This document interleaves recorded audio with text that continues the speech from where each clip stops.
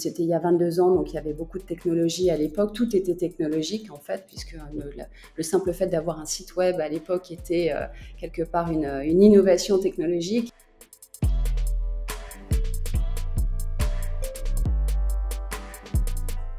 En fait, New York, il faut le savoir, c'est la première communauté qui a été labellisée à l'international. La première communauté French Tech. On appelait ça des hubs à l'époque.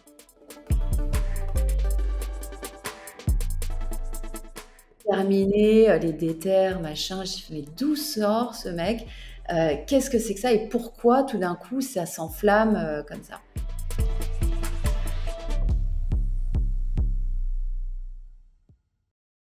Bonjour tout le monde, bienvenue pour ce nouveau numéro de Débrouillard. Je suis super content. J'accueille aujourd'hui Caroline Fauché-Winter, qui est la coprésidente de la French Tech de New York.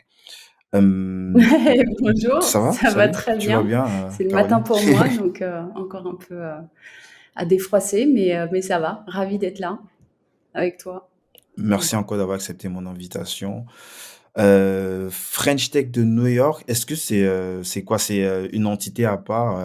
Ce qu'on dit French Tech, par exemple, de Berlin, French Tech Ouais, alors de je vais rentrer un Paris. petit peu dans les détails techniques très rapidement, mais la French Tech, en fait, est constituée de la mission French Tech, qui est l'entité qui gère un certain nombre de programmes, un budget, et qui est au sein du gouvernement, gérée et présidée par, Mhm, dirigée par Clara Chapaz aujourd'hui, avec sous l'égide du ministre au digital et puis aussi qui fait partie finalement du ministère de l'économie.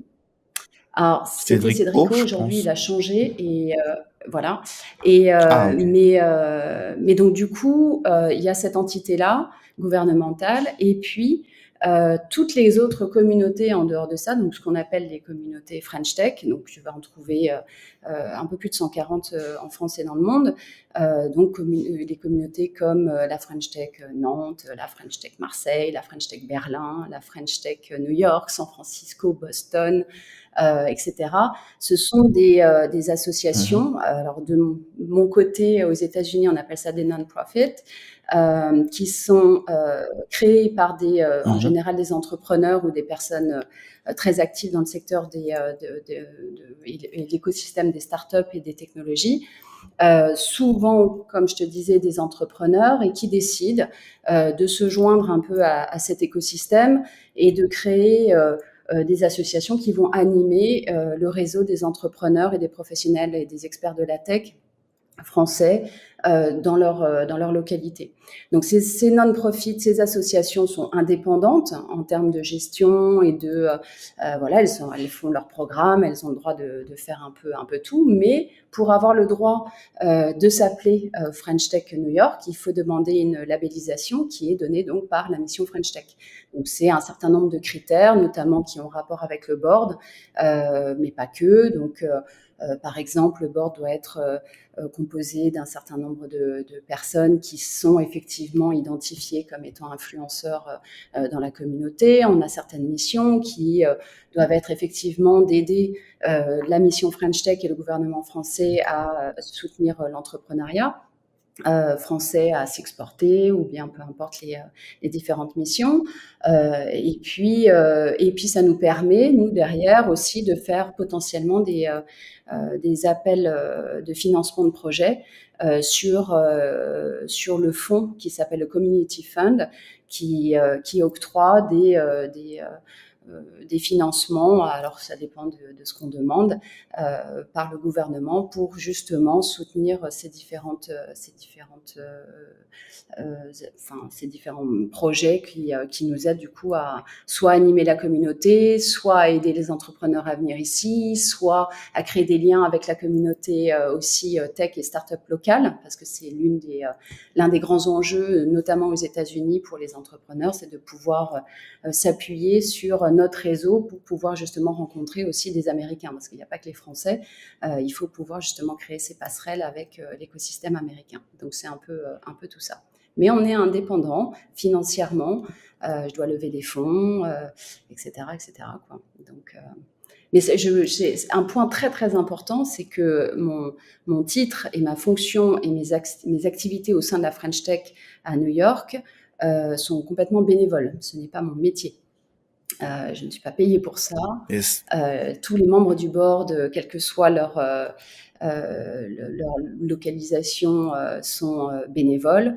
On n'a pas le droit, ça fait partie de la charte d'ailleurs pour avoir droit à cette labellisation, c'est qu'on n'a pas le droit d'être payé pour être au board de la French Tech.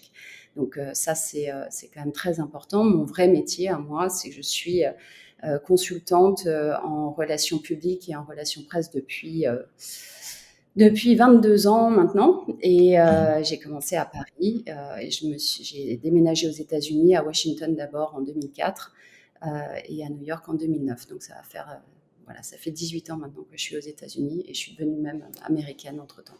Voilà. Ah, nice. On va parler de tout ça dans les détails. On va revenir aussi sur la collaboration avec les déterminés. On va parler du Galion aussi, du Galion.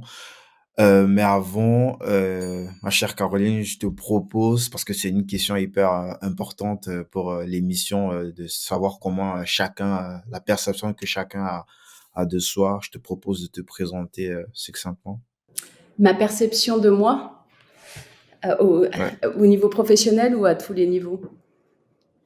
Bah, comment est-ce que tu te présentes aux gens lorsque tu les Je rencontres, viens de le dire, je peut-être la suis première fois? consultante en PR, avec une spécialisation dans le secteur et l'écosystème des startups, à l'origine très tech, puisque c'était il y a 22 ans, donc il y avait beaucoup de technologies à l'époque. Tout était technologique en fait, puisque le simple fait d'avoir un site web à l'époque était quelque part une innovation technologique. Et aujourd'hui, c'est plus le modèle de financement de ces entreprises, à savoir via des VC, etc., qui fait que j'ai pu étendre aussi à d'autres secteurs que des technologies très pointues.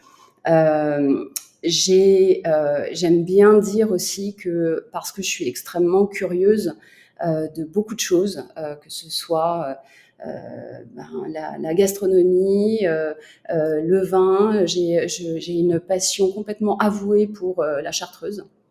Voilà, donc c'est très niche, hein, comme passion, mais j'aime beaucoup ça et c'est très intéressant. J'aime beaucoup la photo, l'art en général, et puis j'ai une autre fonction de présidente aujourd'hui pour une association, la partie US d'une association qui aujourd'hui, depuis 15 ans d'ailleurs, aide des enfants et des familles de migrants en Thaïlande, qui travaillent sur des sites de construction la plupart du temps. Et donc, j'ai pour Mhm. fonction de lever des fonds pour aider cette association qui s'appelle Bandec, qui veut dire Kids Home, et l'entité américaine est Kids Home America. Voilà, j'ai aussi 3 enfants de 20 ans, 15 ans et 8 ans. Et je suis mariée à un entrepreneur très technologique pour le coup aussi, qui s'appelle Alexandre Winter, qui en est à sa 3e start-up aujourd'hui dans le domaine du hardware et de tout ce qui est computer vision. Voilà, tu sais tout, je crois. Yes. Toi, tu t'es originaire de Paris? Pas du tout. Moi, alors, c'est ce qu'il y a de rigolo, parce que ça suit un peu, je crois, le principe des débrouillards, c'est que j'ai beaucoup déménagé quand j'étais enfant. Mes parents sont divorcés Mhm. depuis que je suis presque bébé. Donc j'ai habité dans plein d'endroits différents. Jusqu'à ce qu'on se pose Mhm. avec ma mère du côté de Strasbourg, où j'avais mes grands-parents à l'époque. Donc j'ai été élevée en Alsace. J'aime beaucoup l'Alsace, et j'y suis restée jusqu'à l'âge de 22 ans de mémoire, où j'ai fait une fac de biologie pour faire une licence en biochimie à Paris. Et parce que je ne me voyais pas, vu mon tempérament, continuer dans ces études-là, j'ai bifurqué vers la communication, en ayant comme idée en tête de faire de la communication pour des laboratoires pharmaceutiques ou ce genre d'entités. Sauf que c'était en 98-99 et que c'était le début finalement de la French Tech, même si ça n'existait pas encore à l'époque, avec ce mouvement des entrepreneurs qui commençait à grandir de plus en plus en France. Et puis de là, ben voilà, j'ai commencé à tirer le fil de la pelote et je me suis fait happer dans ce monde merveilleux et j'y suis restée depuis, en fait. Voilà. Yes. Et est-ce que tu as comme des influences, je sais pas, peut-être dans ta famille, tes parents, ils sont entrepreneurs? Alors, non, pas du tout, mais la plus grande influence que je peux avoir, que j'ai pu avoir et que j'ai toujours d'ailleurs, c'est certainement celle de ma grand-mère maternelle, parce que je fais aussi beaucoup de musique. J'ai étudié le piano au conservatoire pendant 12 ans. J'ai été dans la chorale de la maîtrise de la cathédrale de Strasbourg pendant 5 ans. Mhm. J'ai fait beaucoup de classiques. Ma grand-mère, elle est premier prix du conservatoire de Paris en violon. Et donc m'a beaucoup poussée. Et du coup, j'ai passé beaucoup de temps avec elle. Et c'est une femme qui est originaire du Pays Basque, qui a voilà, traversé la ligne de démarcation à l'époque seule pour aller justement étudier et continuer sa passion qui était le violon.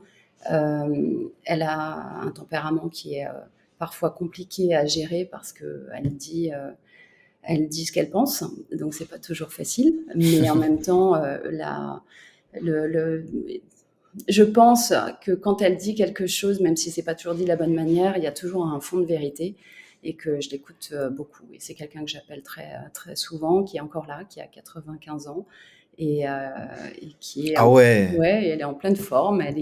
Voilà, elle continue à faire à manger très bien. Voilà, elle est absolument ah, formidable. Elle s'est remise au violon. Mon grand-père est décédé en 2020, à 95 ans aussi. Et elle s'est remise à son violon juste après ça. hmm. Donc voilà, donc, quand j'y vais De régulièrement. la génération de la reine Elisabeth, là, parce que je crois qu'elle est Exactement, décédée à à 96 96 ans. ans, ouais. Tout à fait. Et ben c'est exactement ça. Donc elle est née en 28, oui, 94 ans, pardon. Donc voilà, c'est l'une des plus grandes influences parce qu'elle a fait, quand j'étais plus jeune, jusqu'à ce que je parte à Paris, elle a fait énormément partie de ma vie. Euh, donc c'est une personne que j'aime vraiment très fort. T'as beaucoup de chance en tout cas. Ouais, c'est vrai. Là, j'imagine aussi les conversations, vu qu'elle a dû tout voir. En plus, elle est capable de relater encore, d'expliquer les choses, enfin, avec son ton à elle, qui est le ton d'une certaine époque, mais dont on peut quand même capter la quintessence de ce qu'elle veut dire, même Ben, si c'est pas ce qu'il y a toujours de évident. plus flagrant, et c'est le cas certainement pour beaucoup de personnes de cette génération-là, euh, Mhm. mais c'est cette manière de vivre qui n'est jamais dans l'excès. C'est-à-dire que tout est fait, mais de manière... c'est-à-dire qu'il n'y a pas une volonté acharnée de regarder ce qu'on mange sans arrêt, de consommer trop, d'être... Il y a cette volonté, cette manière de conserver aussi les choses, de les réutiliser, voilà, c'est ça qui me passionne beaucoup. Il y a jamais trop de choses dans son frigo, il y a jamais trop d'habits dans ses placards, et pourtant elle est toujours très bien habillée, et pourtant ce qu'elle fait à manger c'est toujours délicieux. Mais elle va faire avec voilà trois trucs, elle va faire quelque chose de formidable avec le même chemisier qu'elle porte depuis des années parce qu'elle me dira tu comprends il faut acheter des choses qui sont de très bonne qualité, ce qu'on ne fait plus aujourd'hui, donc elle va rentrer dans des considérations d'aujourd'hui, vous savez plus ce que c'est que voilà les choses qui sont bien faites, mais voilà elle va faire ses choses à elle, elle continue à toute seule, elle fait sa lessive, elle va faire voilà de ses courses, elle va choisir un à un les abricots, le poisson, le machin, c'est quelqu'un qui depuis toujours, c'est pas juste parce qu'elle est plus âgée maintenant, vivre à son rythme et Mhm. profiter aussi. Elle boit du vin, elle a fumé, Non, bien sûr, hein, elle boit à tous les repas son verre de vin, c'est c'est obligatoire. c'est Hein. incroyable. C'est Elle mange du pain, elle mange des gâteaux parfois. Enfin, elle mange, voilà, elle fait tout. Elle va marcher tous les jours. Elle va pas se mettre à faire du sport ou des machins comme nous on fait aujourd'hui pour essayer absolument de rattraper Mhm. certaines choses. Il y a une certaine sérénité dans leur manière de vivre à cette génération dont j'essaye de m'inspirer, ce qui est très difficile, et surtout quand tu vis à New York en fait. Ah, j'imagine complètement. Yes, on parle un peu de début de ta carrière. Déjà, en sortie d'école, tu commences par où? Est-ce que tu pistonné déjà? Ah non, j'étais pas pistonnée du tout.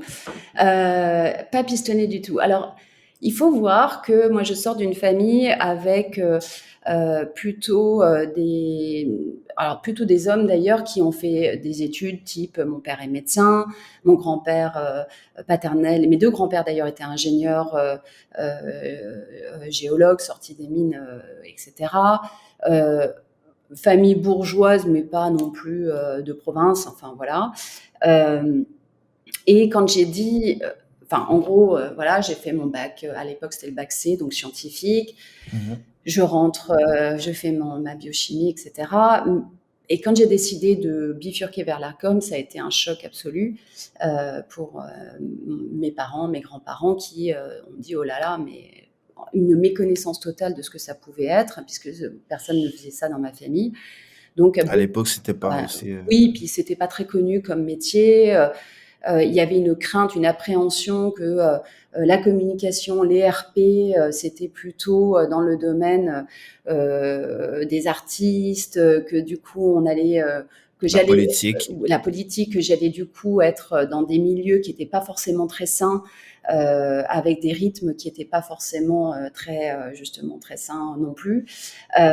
Donc on n'a pas vu d'un très bon œil que je fasse ça. Donc du coup, comme j'étais je suis assez têtue en réalité, très Tu gentille. as dû la convaincre ou c'était avec ou sans Ouais, c'était sans plutôt votre vie? avec ou Moi, sans. j'y vais comme. C'était avec ou sans. Ok. J'étais toujours une enfant, une adolescente assez obéissante. J'ai fait ce qu'on me disait. Et puis il y a eu un moment où bon, j'ai senti que c'était ça ou rien, que c'était un peu à moi de prendre les rênes de ce qui allait m'arriver après. Sauf que je suis allée à Tu as l'EFAP. pas eu peur Alors curieusement non, quand te mettre de côté? non.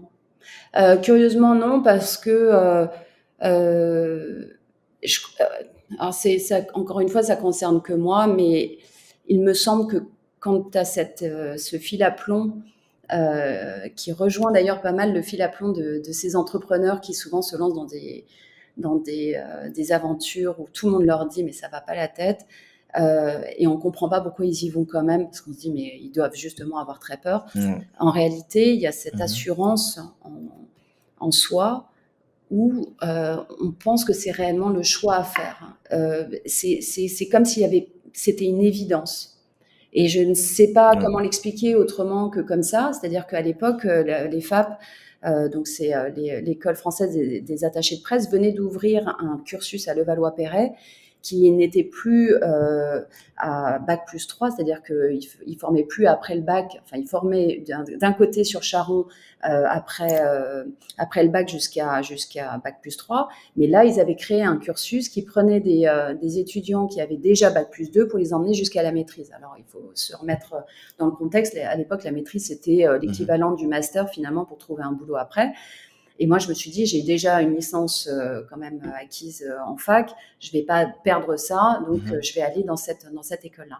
Mais avec en tête, parce que justement, aussi, je suis très indépendante et je voulais pouvoir travailler le plus rapidement possible, me dégager justement du fait que mes parents me subvenaient à mes besoins et que, etc. Avec en tête que les FAB pouvaient m'offrir la possibilité de quasiment tout de suite être prise en stage, apprendre sur le terrain, du coup me faire identifier comme étant une personne à embaucher le plus rapidement possible. Et c'est exactement ce qui s'est passé, puisque j'ai été embauchée en tant que stagiaire en tout début 2000 par le vrai premier incubateur de start-up qui a jamais existé en France, qui s'appelait Tokamak et qui était rue des Jeuneurs, Mhm. qui était très très grand. En plus, ils Ça avaient. existe encore? Non, non, ça existe plus. Juste Ok. après ça, il y a un autre incubateur qui avait ouvert qui s'appelait République Calais.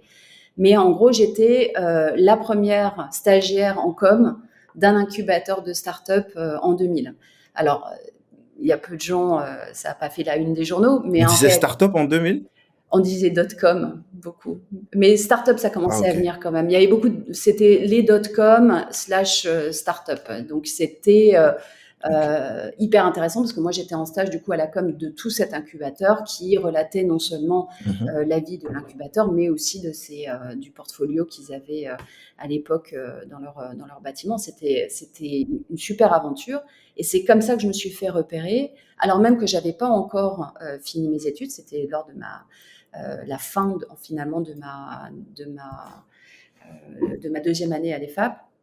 Et je me suis fait repérer par une agence qui s'appelait à l'époque Sophie Renard Relations Publiques, qui était l'une des plus... il n'y en avait pas beaucoup à l'époque des agences indépendantes qui étaient uniquement sur le secteur des technologies. Donc ils avaient des comptes comme Mhm. Oracle, comme Adobe, Ah ouais. voilà, c'était très très tech. Il y avait que ça et ils venaient de créer un département .com pour le coup. Et du coup, ils m'ont embauché pour faire partie de ce département qui était composé de 3-4 personnes, dont moi, en tant qu'attachée de presse junior à l'époque. Donc ça, c'était en 2000. J'y suis restée pendant 3 ans. Et Tu continues en parallèle les études ou je l'ai tu continué, j'ai fait captes. ma soutenance, Ok. j'ai eu mon diplôme de l'EFAP, j'ai continué évidemment, justement en essayant de me débrouiller, puisque c'est le thème, pour négocier avec l'école que je puisse me faire embaucher et que ça compte comme stage en fait finalement. Donc du coup il y avait Ah ouais. c'était tout bénef pour moi. Ils étaient ravis parce que forcément pour eux c'était plutôt une bonne nouvelle que quelqu'un se fasse embaucher en plein milieu de son cursus. Il y avait beaucoup de latitude qui était donnée, c'était assez facile. Et du coup, moi, ben voilà, mon objectif était rempli d'aller directement dans la vie active et d'apprendre sur le terrain. La communication, surtout à l'époque, hein, peut-être un peu moins maintenant, mais à l'époque, c'est énormément finalement de main dans le cambouis et d'être débrouillard pour le coup, parce qu'il faut Mhm. apprendre sur le tas, il faut être malin pour récupérer des informations qui te permettront d'être beaucoup plus pertinent dans ton boulot en fait. Donc il faut prendre de l'expérience de tout le monde, il faut écouter tout le temps, il faut être ouais, très à l'écoute en permanence. Et pas uniquement pour faire son métier, mais pour comprendre les techniques, pour comprendre comment tu vas, toi, pouvoir Mhm. être efficace. Si on peut rentrer dedans, on va revenir sur la suite de ton parcours. Si tu peux nous faire juste un truc rapide à 360 degrés de ce métier de RP, est-ce que c'est juste qu'on voit au final, ok, bah, j'ai réussi à te faire passer sur tel média, sur BFM, c'est quoi le métier en fait de RP? Euh, Dans RP, dans les relations publiques, il y a un mot très très important, c'est le mot relation. Donc, mon métier, c'est de mettre en relation des personnes. Donc, c'est toute la difficulté finalement parce que c'est pas une science. Les personnes ont leur libre arbitre de choisir, de vouloir, donc c'est beaucoup de négociations, etc. Mais l'idée, c'est quand même de pouvoir donner de la visibilité alors là, tu mets ce que tu veux derrière. Moi, dans mon cas, ce seront des entreprises, plutôt des startups, plutôt dans un domaine technologique, mais parfois ce seront des CEO et des dirigeants de ces startups, etc. Donc, c'est de donner de la visibilité à ces entreprises et à leurs offres via différents channels. Donc, en général, l'idée, c'est de faire passer le bon message via le bon média et au bon moment. Ça, c'est les RP 101. Donc, ça veut dire que le bon Mhm. message, ça veut dire qu'en amont, il faut qu'on travaille justement, mais qu'est-ce qu'on va raconter finalement et comment vous voulez vous présenter à votre audience. Alors, l'audience, elle peut être diverse, elle peut être des investisseurs, elle peut être des clients, elle peut être le grand public, elle peut être au niveau politique pour faire du lobbying. Donc là, on rentre dans le public affairs. Euh, elle, le bon média, le bon channel, ça va être, alors aujourd'hui, il y en a encore plus. Donc il y a effectivement les relations presse, donc ça va être les publications diverses et variées, ça peut être des influenceurs avec qui on veut nouer des relations pour justement arriver à débloquer certaines situations et avoir encore plus de visibilité. Ça va être le social media de plus en plus. Euh, Bref, ça va être aussi au niveau corporate de communiquer directement des médiums, des articles d'opinion, etc. Et vers la bonne cible. Et ça, c'est tout l'art de notre métier, c'est d'arriver à construire ces messages et qu'ils arrivent le moins transformé possible à la cible qui va pouvoir prendre la décision d'achat du produit ou non. Donc, quelle que soit la cible, ça peut être B2B, donc business to business, ça peut être B2C, Mhm. business to consumer, ça peut être B2B2C, ça peut être, après, il y a pléthore de combinaisons qui sont possibles. Donc, il y a différentes techniques, évidemment, qui existent là-dedans. Je ne vais peut-être pas rentrer complètement dans le détail, mais effectivement, les relations publiques aujourd'hui, ça va être, de mon côté, essayer de connaître et de connecter avec un maximum de personnes. Alors, ça peut être dans beaucoup d'univers différents, et d'ailleurs de plus en plus. Parce que c'est pas parce que mes clients sont pour la plupart du temps des startups ou des entreprises qui évoluent dans la sphère, dans le monde des startups, que c'est uniquement technologique. De plus en plus, il y a une perméabilité des mondes qui s'opère, notamment, j'ai donné un mot un peu clé, un hashtag un peu clé, mais les NFT aujourd'hui, on est de plus en plus à la frontière ou dans la VR entre les créatifs, les designers, mais aussi la technologie, le hardware. On touche à pas mal de choses. Dans n'importe quelle startup qui est dans le domaine de la food tech, par exemple, ou bien de la santé, enfin, aujourd'hui, voilà, on est complètement en lien de plus en plus avec beaucoup d'univers très, très différents. Et finalement, les startups, ça devient un petit peu moins focus uniquement sur la tech. Et c'est vrai que moi, j'ai un petit fait pour ces startups qui sont très, très innovation technologique. Voilà. Ça, c'est ce qui me Mhm. fait.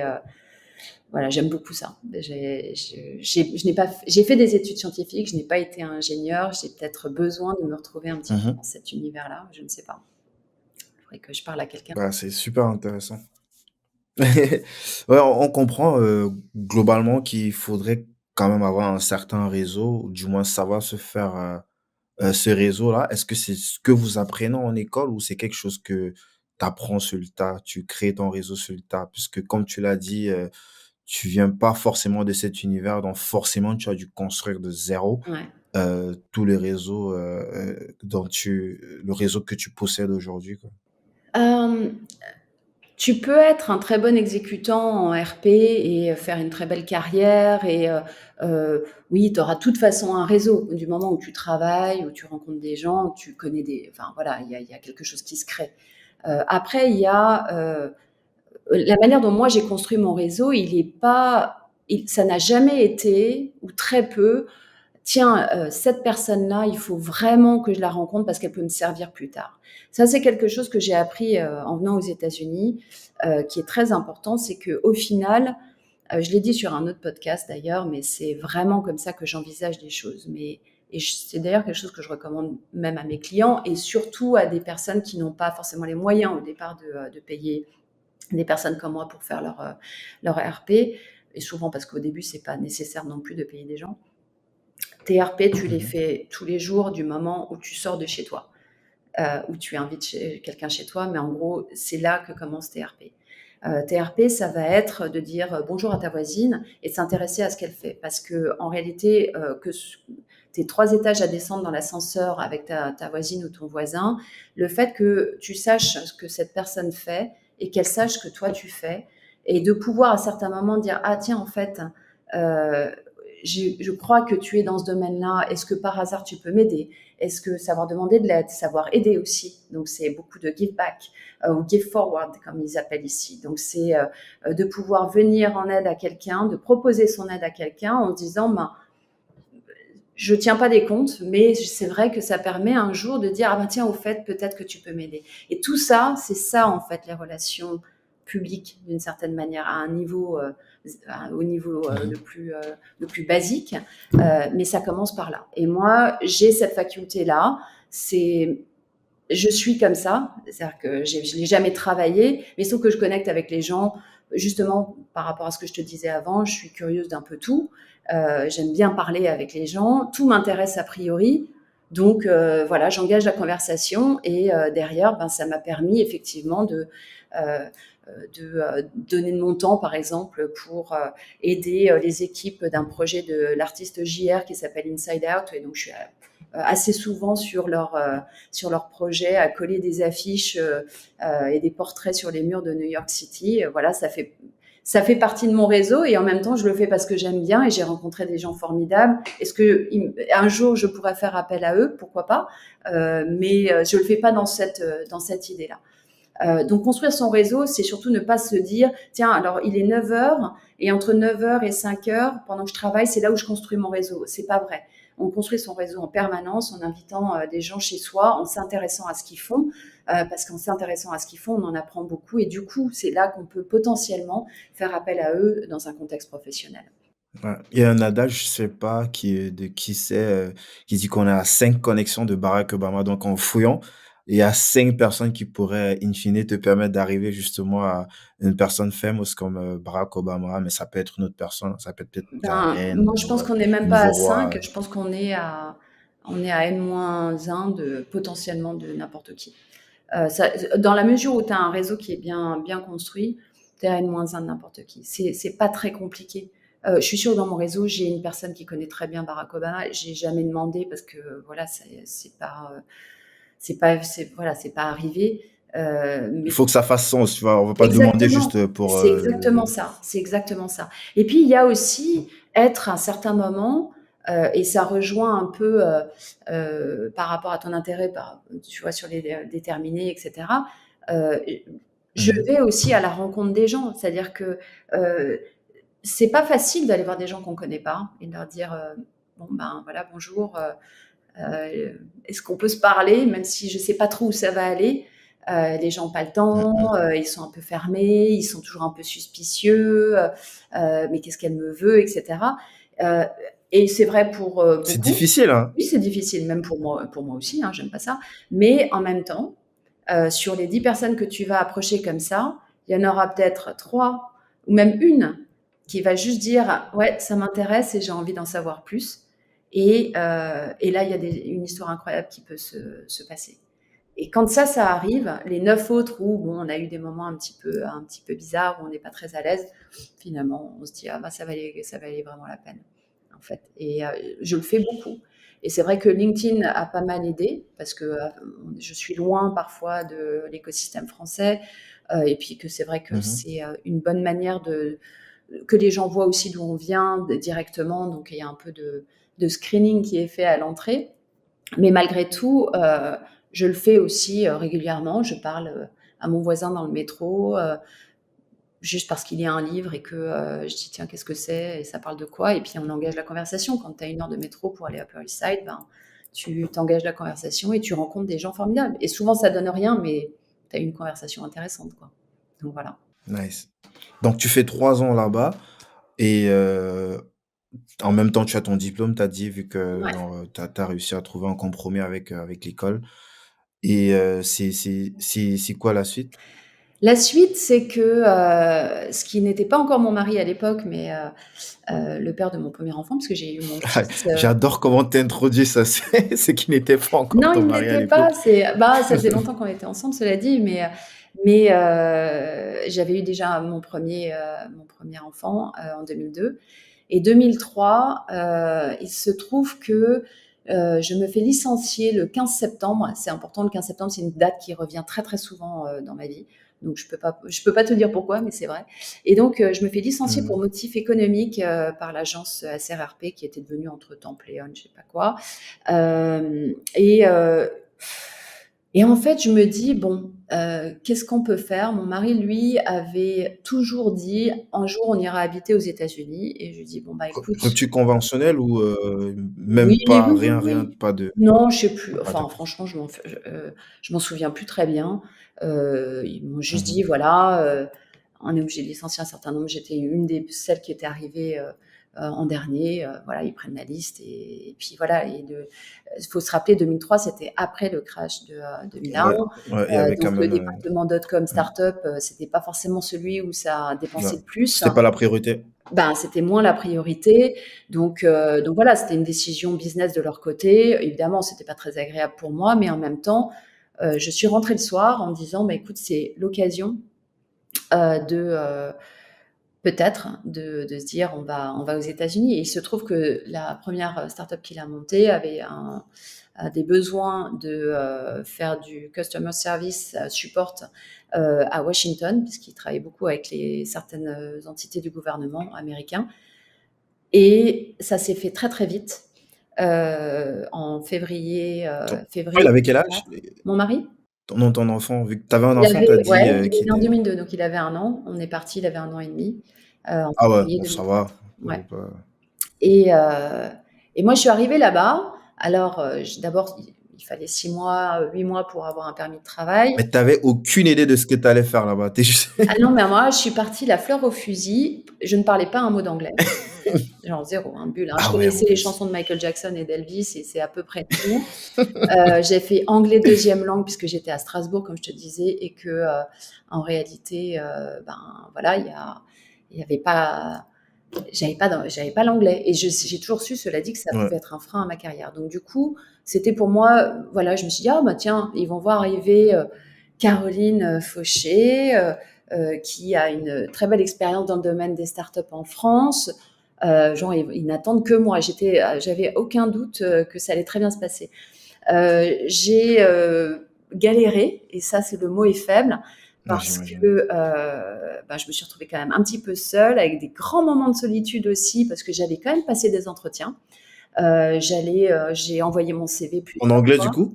en anglais, et c'est très rigolo parce que j'en ai passé un notamment avec une agence de RP qui s'appelle, ou qui s'appelait, je ne sais pas s'ils sont encore en business, mais ça s'appelait Merit Group, hein, et ils étaient en Virginie.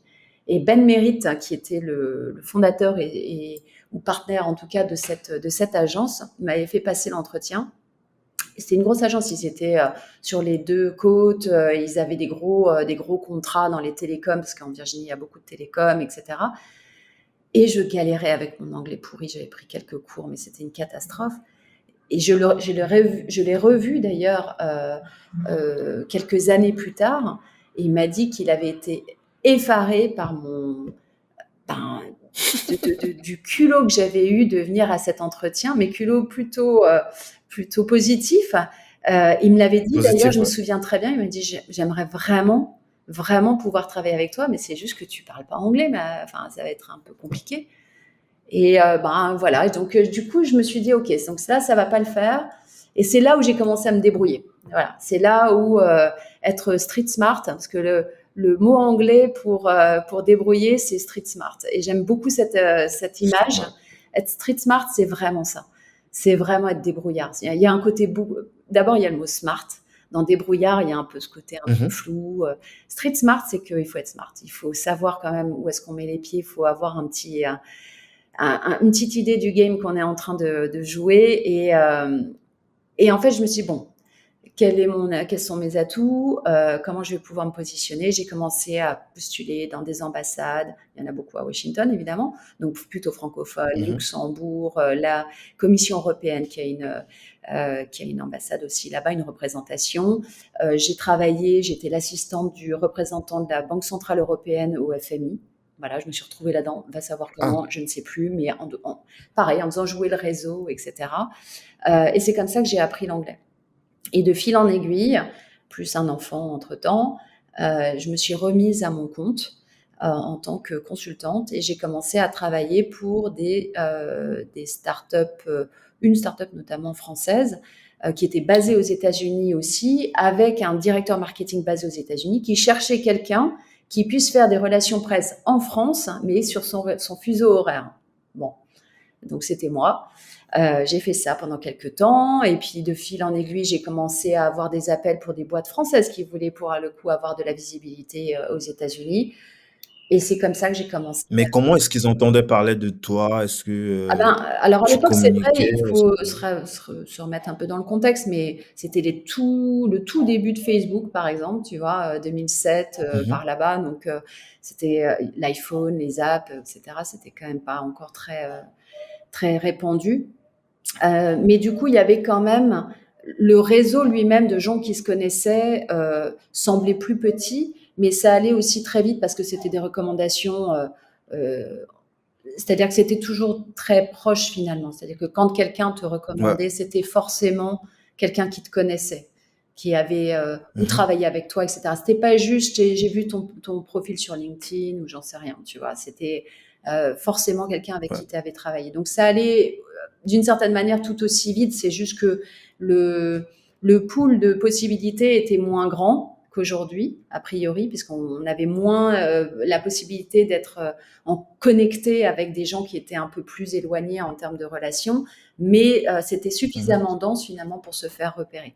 Ce qui m'a empêché de continuer à faire des relations de presse sur la France, c'est qu'à l'époque, ben voilà, il n'y avait pas de possibilité de garder le contact comme on peut le faire aujourd'hui. On se voit tous les deux très bien. C'est formidable, la connexion est géniale et tout. À l'époque, il y avait Skype. C'était le seul moyen de ne pas payer des factures de téléphone immenses pour appeler Ouais. entre la France et les États-Unis. Tout était très compliqué en fait pour la communication et garder le contact et être quand même dans l'écosystème. Et on sait bien, malgré tout, ça fait partie des choses dans les relations publiques que je sais, c'est que quand tu ne vois pas les gens de temps en temps, On t'oublie. on t'oublie un peu, ouais. Donc, euh, donc voilà, donc j'ai eu des recommandations, j'ai continué à travailler comme ça. Entre-temps, on a déménagé à New York pour le business de mon mari, enfin, pour sa première start-up qu'il avait vendue entre-temps. Et de là, je vais aller un peu vite, mais en gros, très rapidement, je me suis retrouvée impliquée de facto parce que je côtoyais des entrepreneurs qui étaient des potes, etc. Enfin, je connaissais de plus en plus de Français dans ce domaine-là.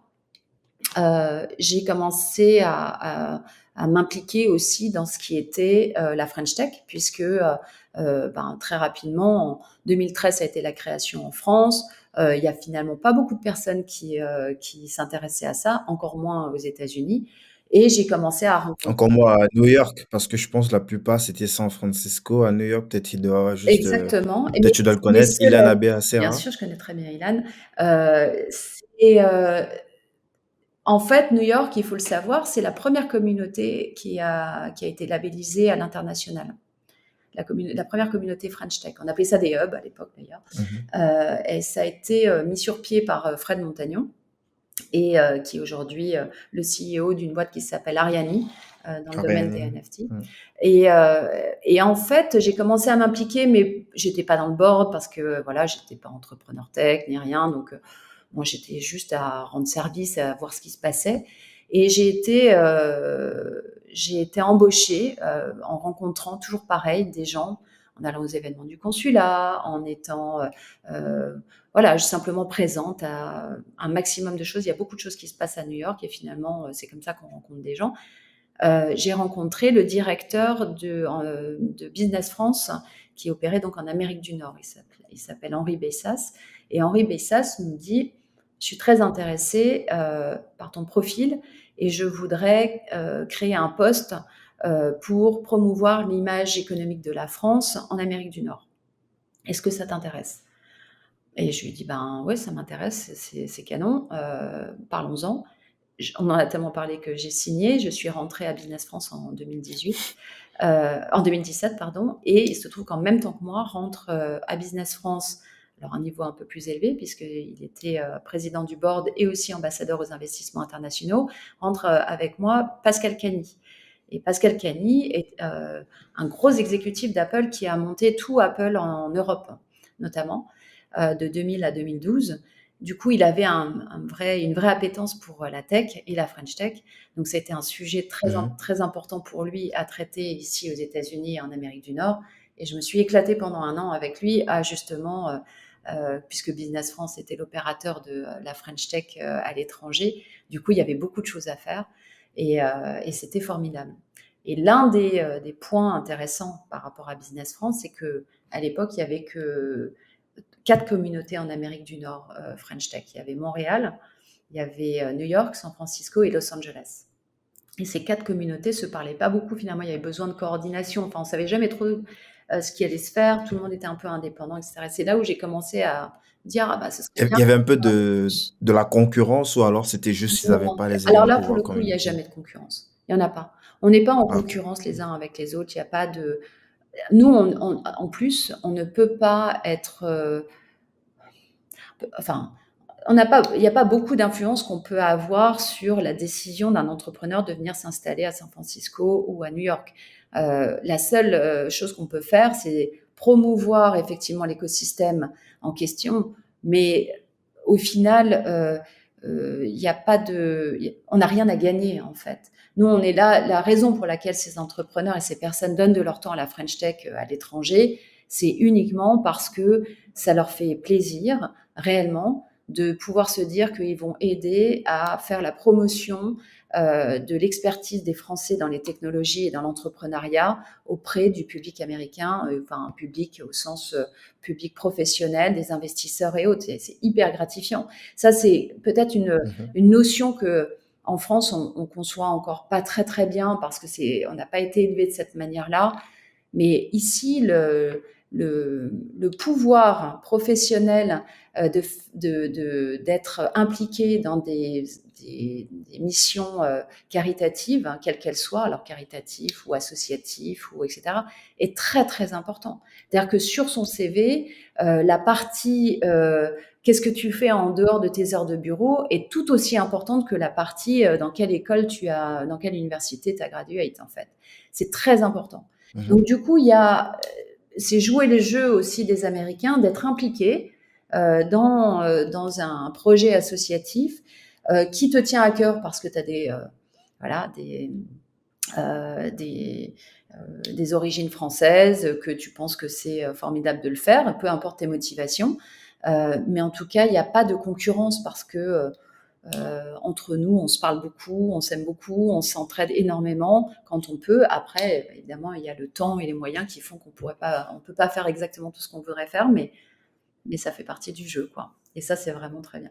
Donc voilà, Pascal Caniche qu'en 2018, fin 2018, et je pars de Business France pour le coup, rejoindre la French Tech pour de vrai, sur un contrat court de Mmh. 4 mois, parce que voilà, ils avaient besoin de mes services sur 4 mois, et c'est ce que j'ai décidé de faire parce que c'est vraiment un domaine qui m'intéressait vraiment beaucoup plus. Et c'est là où je suis rentrée finalement au bord de la French Tech pour essayer de réarranger un peu l'association, la non-profit telle qu'elle était à l'époque. Et je suis revenue en consultante en 2019 en com, mais je suis restée impliquée Mmh. dans l'association de la French Tech. Donc ça fait réellement depuis 2017 que je suis très très impliquée. Et aujourd'hui, bon, ben voilà, jusqu'à ce moment où je suis coprésidente. Donc Et voilà. t et là, ce sont eux qui te proposent, en fait, de prendre la coprésidence ou, Tout à fait. comment ça Alors, se j'aurais jamais imaginé l'avoir, cette coprésidence, pour être tout à fait honnête. Et il se trouve que quand Maëlle Gavet, l'ancienne présidente, me dit écoute, voilà, je vais devoir, ça fait maintenant 2 ans que je suis présidente et elle est devenue CEO de Techstars entre temps. Mais j'ai plus assez le temps, c'est potentiel conflit d'intérêts, etc. Donc il vaut mieux que je laisse mon siège. Et elle me dit, tout le board souhaiterait que tu prennes la présidence. Donc j'ai été évidemment très étonnée et évidemment très flattée parce que au board de la French Tech, quel que soit le board, ce sont que des personnes qui sont extrêmement qualifiées, avec une expérience extraordinaire dans leur domaine d'entrepreneur ou de VC ou que sais-je. Donc quelque part, c'était voilà, moi je suis que RP, que consultante RP, mais c'était une espèce de reconnaissance aussi de mon implication parce que pendant toutes ces années, au final, je faisais pas mal la coordination et j'étais pas mal impliquée dans l'opérationnel finalement de la French Tech à New York, voire même dans la coordination aussi des différentes communautés en Amérique du Nord. J'avais organisé pendant le Covid, pendant le confinement, une grosse conférence online qu'on avait nommée de manière très informative le French Tech America Online Summit, qui a quand même réuni Ah oui. 500 personnes en ligne. J'avais 70 speakers qui étaient en parallèle de les uns des autres. Donc techniquement, c'était tout un bazar. J'avais organisé une équipe de 15 bénévoles, enfin, qui étaient tous disséminés partout Mmh. aux États-Unis et au Canada. Bon, c'était très fun, beaucoup de boulot, mais c'était très fun.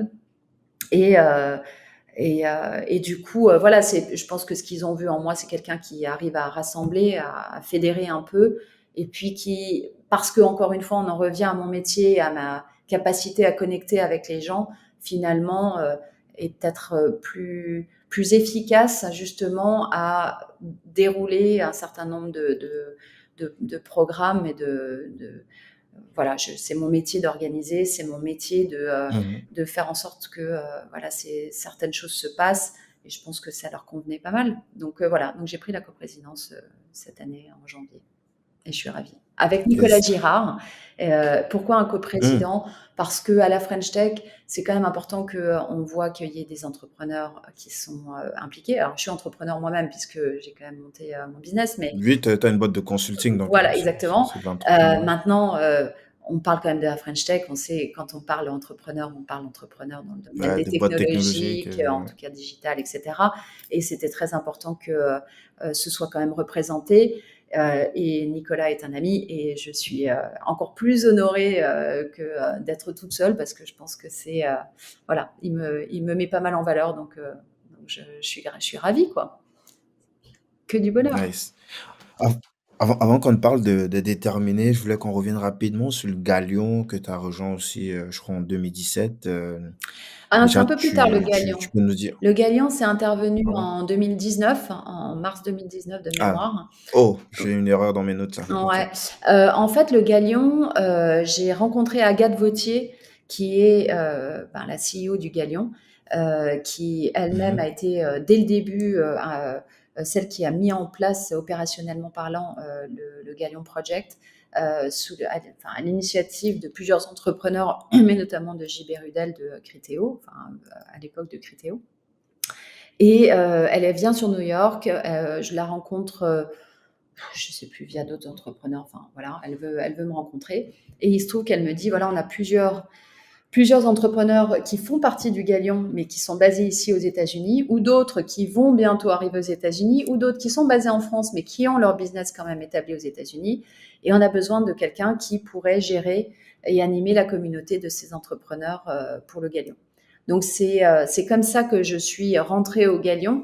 Depuis, je travaille toujours pour eux et avec eux plutôt, parce que c'est une vraie coopération. C'est au début de ma collaboration avec notamment beaucoup Margot Courty, qui est absolument extraordinaire, qui est le bras droit et le bras gauche aussi, je pense, de Agathe Vauthier, parce elle est tellement, elle a été impliquée sur tout.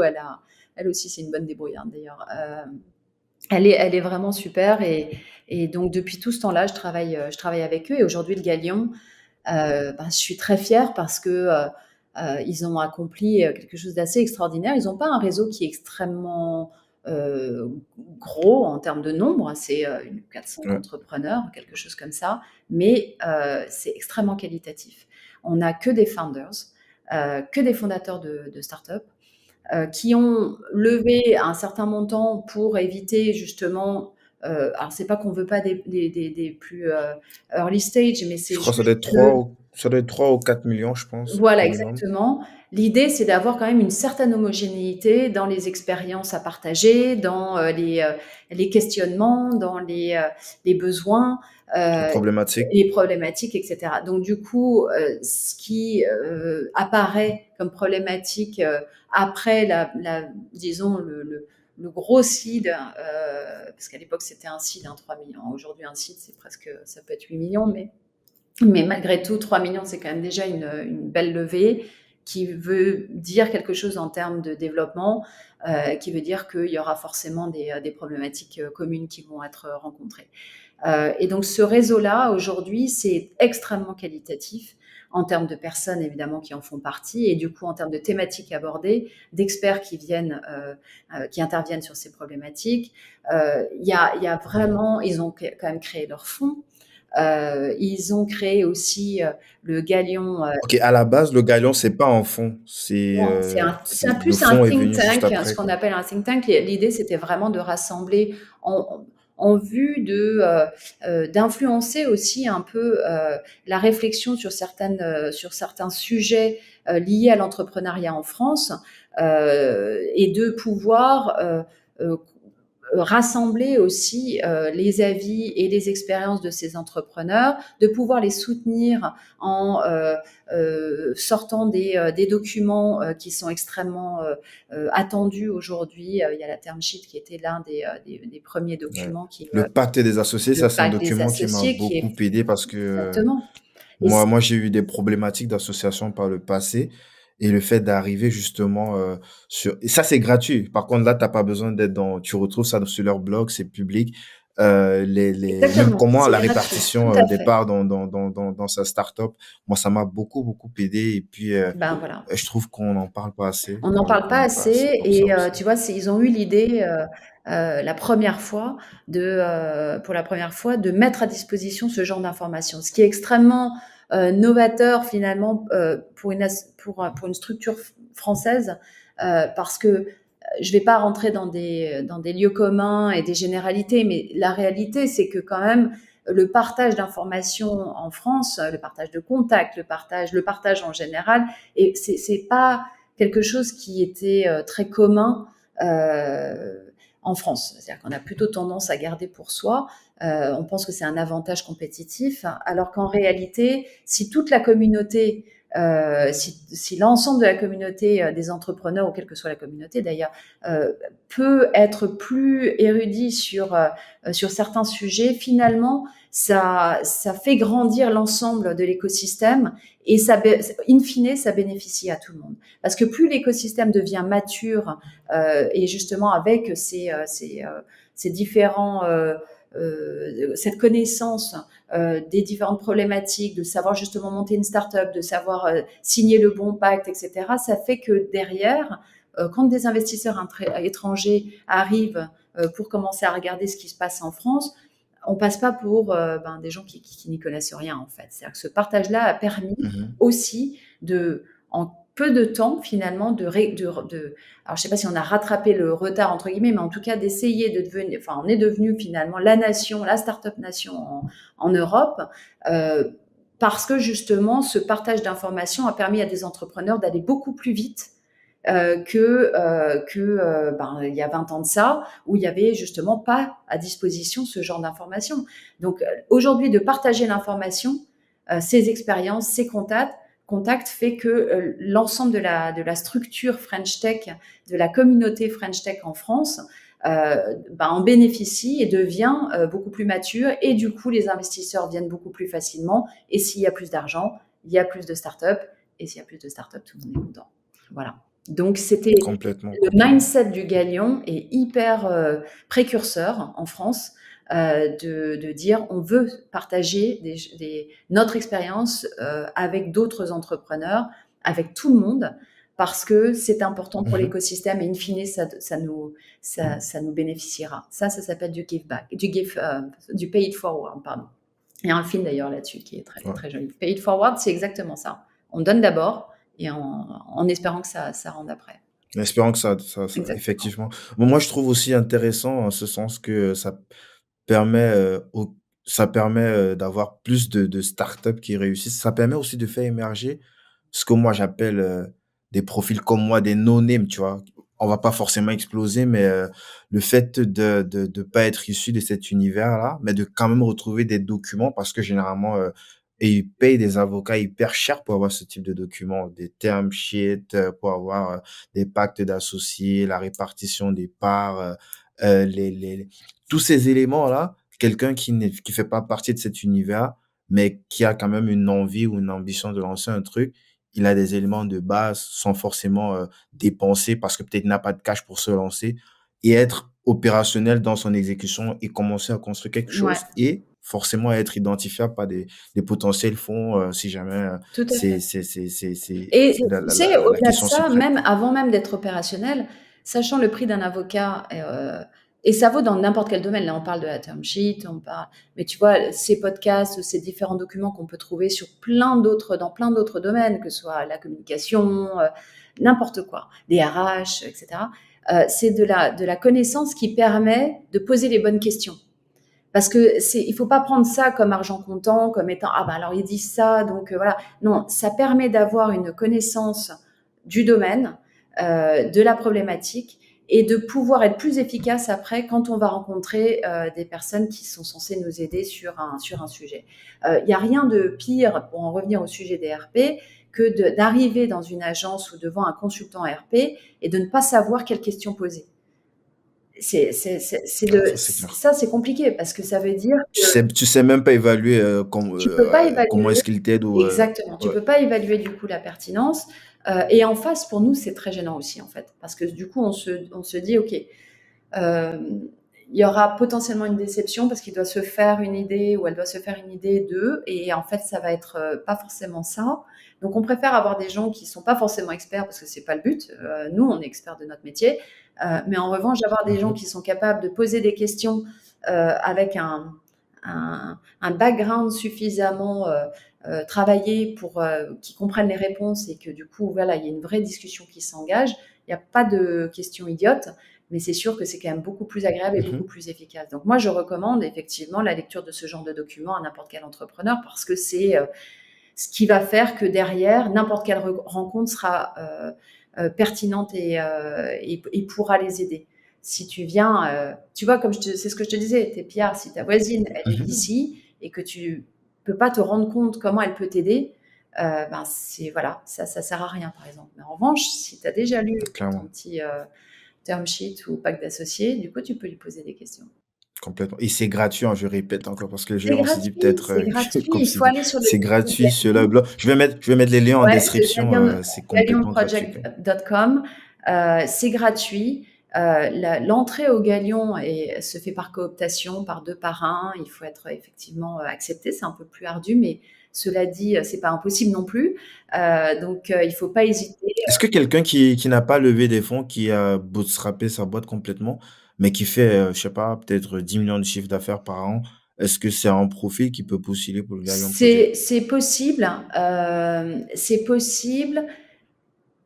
Après, il y a vraiment au cas par cas, en fait. C'est-à-dire que c'est ça aussi qui fait la force OK. du Galion. C'est si cette personne nous est recommandée, effectivement, en général, je te dis, il faut deux par un. Donc déjà, il faut avoir Tu vois, c'était coopté, ouais. faut être Mmh. coopté. Donc du coup, si deux personnes au sein du Galion disent, attendez, il y a cette personne-là, cet entrepreneur, il est canon, il a bootstrappé sa boîte, ou souvent en plus les gens qui ont bootstrappé, parfois ils ont été entrepreneurs avant. Donc le fait d'être serial entrepreneur aussi c'est pas des règles qui sont gravées dans le marbre et on peut pas s'en sortir. Mmh. Il peut y avoir du cas par cas, mais la règle générale, voilà, il faut avoir levé ses 3 millions, être coopté de toute façon, etc., etc. Mais il y a cette volonté quand même, encore une fois, de soutenir l'entrepreneuriat et de les aider. Donc, si ça a du sens pour la communauté du Galion, euh, c'est tout à fait envisageable. Donc, voilà. Donc, il ne faut jamais hésiter. Encore une Nice. fois, on en revient à ça. Il ne faut pas hésiter à poser la question. Au pire, il y a quoi? Il y a un non, en fait. Non, c'est pas possible. Ouais, Et puis, ben, on peut pas savoir tant qu'on n'a pas posé la et question voilà. non Bah plus. oui, j'enfonce une porte ouverte, mais c'est un peu ça quand même. Complètement. Donc, les déterminés, Moussa Camara, tu nous racontes comment est-ce que le Ah, feat se fait? Déjà, comment est-ce que tu entends parler de lui pour la première fois? Moussa Camara, alors, gros cœur à Moussa Camara, je sais pas s'il écoutera jusque-là, mais euh, Moussa Camara, on est en 2020. On a eu un petit moment quand même, un petit moment difficile à passer hein, pour tout le monde. Moi, dans mon domaine, dans mon business, eh ben, il n'y a pas grand-chose qui se passe. Donc, Mhm, je passe beaucoup de temps à organiser cette conférence dont je parlais avant pour la French Tech en Amérique. Je continue à faire beaucoup de choses, mais pas beaucoup payées, cela dit. Et du coup, je m'intéresse, mhm, je passe pas mal de temps à regarder les réseaux, à voir ce qui se passe sur LinkedIn et tout. Et dans mon feed LinkedIn, je vois ce post hein, qui est trending, qui a dû être liké par pas mal de mes contacts. Et c'est à propos de Moussa Camara, les déterminés, etc. Je me dis, mais qu'est-ce que c'est que ce truc? Donc je commence à lire et tout, et je dis, ah, ça, c'est le nom est osé déjà à la base, les déterminés. déterminé, les déter, machin. J'ai fait, mais d'où sort ce mec? Qu'est-ce que c'est que ça et pourquoi tout d'un coup ça s'enflamme comme ça?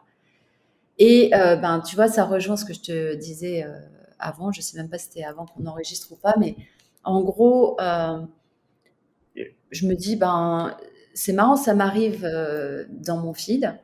Je trouve ça intéressant. Euh, j'ai envie de lui parler, en fait. J'ai eu envie de lui parler. Voilà, je me suis dit, je dois bien pouvoir trouver un moyen, juste de savoir ce qu'il a dans la tête. Peut-être qu'on pourrait faire des choses ensemble. J'ai aucune idée de quoi, mais je me dis, bon, on essaye. Je lui envoie un mot sur LinkedIn, donc un contact, voilà, un message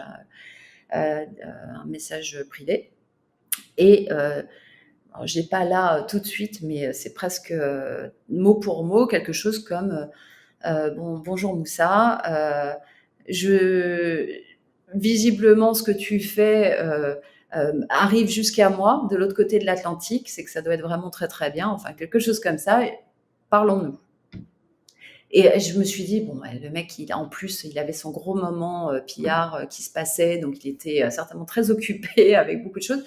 Ni une ni deux, mais peut-être dans la foulée ou le lendemain, je reçois un message me disant effectivement, parlons-nous, New York m'intéresse beaucoup, etc. Et ça n'a pas pris 2 jours pour qu'on se connecte par téléphone d'abord. Et il me dit non, non, mais moi, New York, ça m'intéresse beaucoup, j'ai envie de faire quelque chose avec les déterminés, etc.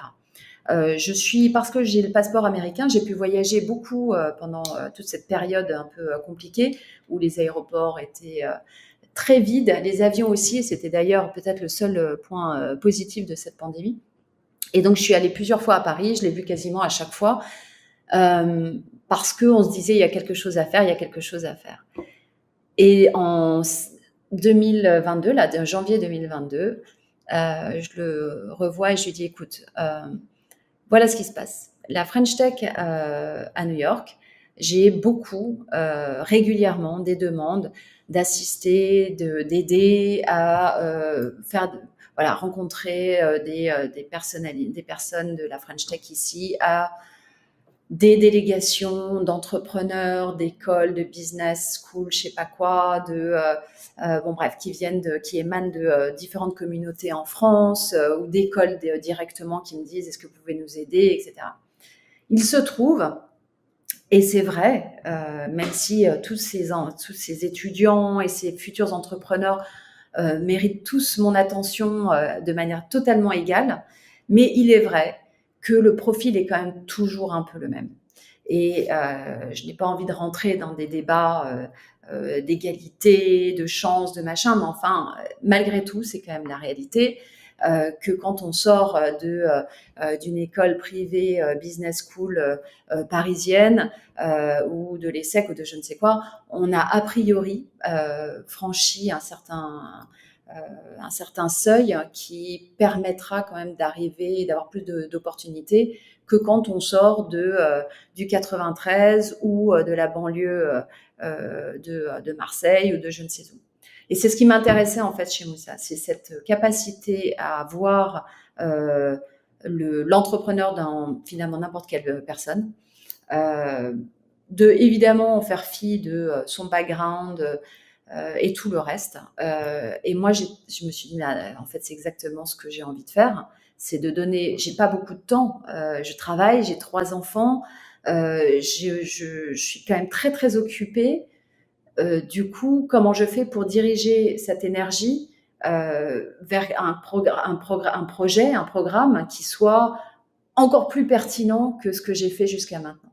Et c'est ça qu'on a monté ensemble avec Moussa, c'est de finalement créer un programme avec les déterminés qui leur permet de venir se frotter à l'écosystème américain, puisque les déterminés ont eu, donc ils aident, ils soutiennent les entrepreneurs, mais c'est au sens large. Donc ça peut être ouvrir Mhm. un salon de coiffure, comme quel que soit Comme une entreprise tech, parce que c'est hyper, hyper large. Il c'est faut pas que les hyper gens ils large. sachent. Et c'est pas pour minimiser le fait d'ouvrir un business de salon de Ah coiffure. non, non, non, C'est non, un pas du tout. business hyper Mais du coup, intéressant. c'était moins dans mon prisme à moi. En revanche, il venait d'ouvrir des sessions pour des entrepreneurs qui étaient plus orientés technologique ou en tout cas digital et surtout avec un business, un modèle financier de type startup, donc avec des levées de fonds, etc. Et il me dit, moi, ça m'intéresse, il faut qu'on fasse quelque chose ensemble. Et en plus de ça, ce que je ne savais pas à l'époque, aucun déterminé n'est jamais sorti de France en fait avec son business. Donc c'est la première fois, on a créé ça, voilà. C'est l'opération Together Déter, et c'est by les déterminés et la French Tech New York, et on emmène une sélection de 6 entrepreneurs, enfin 6 startups représentées par l'un de leurs cofondateurs à New York du 11 au 16 octobre pour rencontrer l'écosystème tech ici, français et américain, avoir une idée, même s'ils ne sont pas prêts tout de suite parce qu'ils sont très early stage pour le coup, mais d'avoir une idée très claire de ce qui leur manque aujourd'hui comme compétences, comme skills, comme tout en fait, pour arriver à s'exporter sur le marché américain à court ou moyen terme. Donc le process de tout ça, c'est on a monté alors d'abord eux, ils ont récolté 80 dossiers. C'est quand même beaucoup, sachant que c'est la première fois qu'on le fait, donc nous, on ne savait pas trop à quoi s'attendre. Donc, il y a 80 dossiers qui leur sont arrivés. Eux, ils ont fait une sélection de 20 dossiers. Et sur ces 20 dossiers, la French Tech New York, le board de la French Tech New York, a sélectionné 10 projets start-up. Ces 10 projets start-up ont pitché en live devant le jury qui était, d'ailleurs ça s'est passé au Galion à Paris le 30 juin dernier, et on a sélectionné 6 entrepreneurs de ces 10 pitchs. C'était vraiment très dur parce qu'ils étaient vraiment tous très très très bien, qui avaient le plus de potentiel sur le marché américain. On ne jugeait pas le potentiel de la start-up ou du business lui-même, on jugeait le potentiel à s'exporter à plus ou moins court terme sur le marché américain. Ça ne veut pas dire que les autres, Non, ce que les autres startups proposaient absolument. n'était pas intéressant. Non, c'était très C'est juste intéressant. C'est que, que ceux qui ont été écartés étaient ceux où on ne voyait pas tout de suite ou pas du tout même, et c'est pas grave parce qu'il n'y a pas forcément besoin de s'exporter aux États-Unis non plus, de possibilité de s'exporter sur le marché américain. C'était ça le lien en fait. Et donc voilà, et donc ce qui est super, c'est que tu vois, on se parle aujourd'hui, on est le 19 septembre et le 6 octobre, on a lancé un communiqué la semaine dernière. Le 6 octobre, on va révéler le nom de ces 6 entrepreneurs. Et Emmanuel Macron, donc le président de la République, sera présent pour la révélation de ces noms.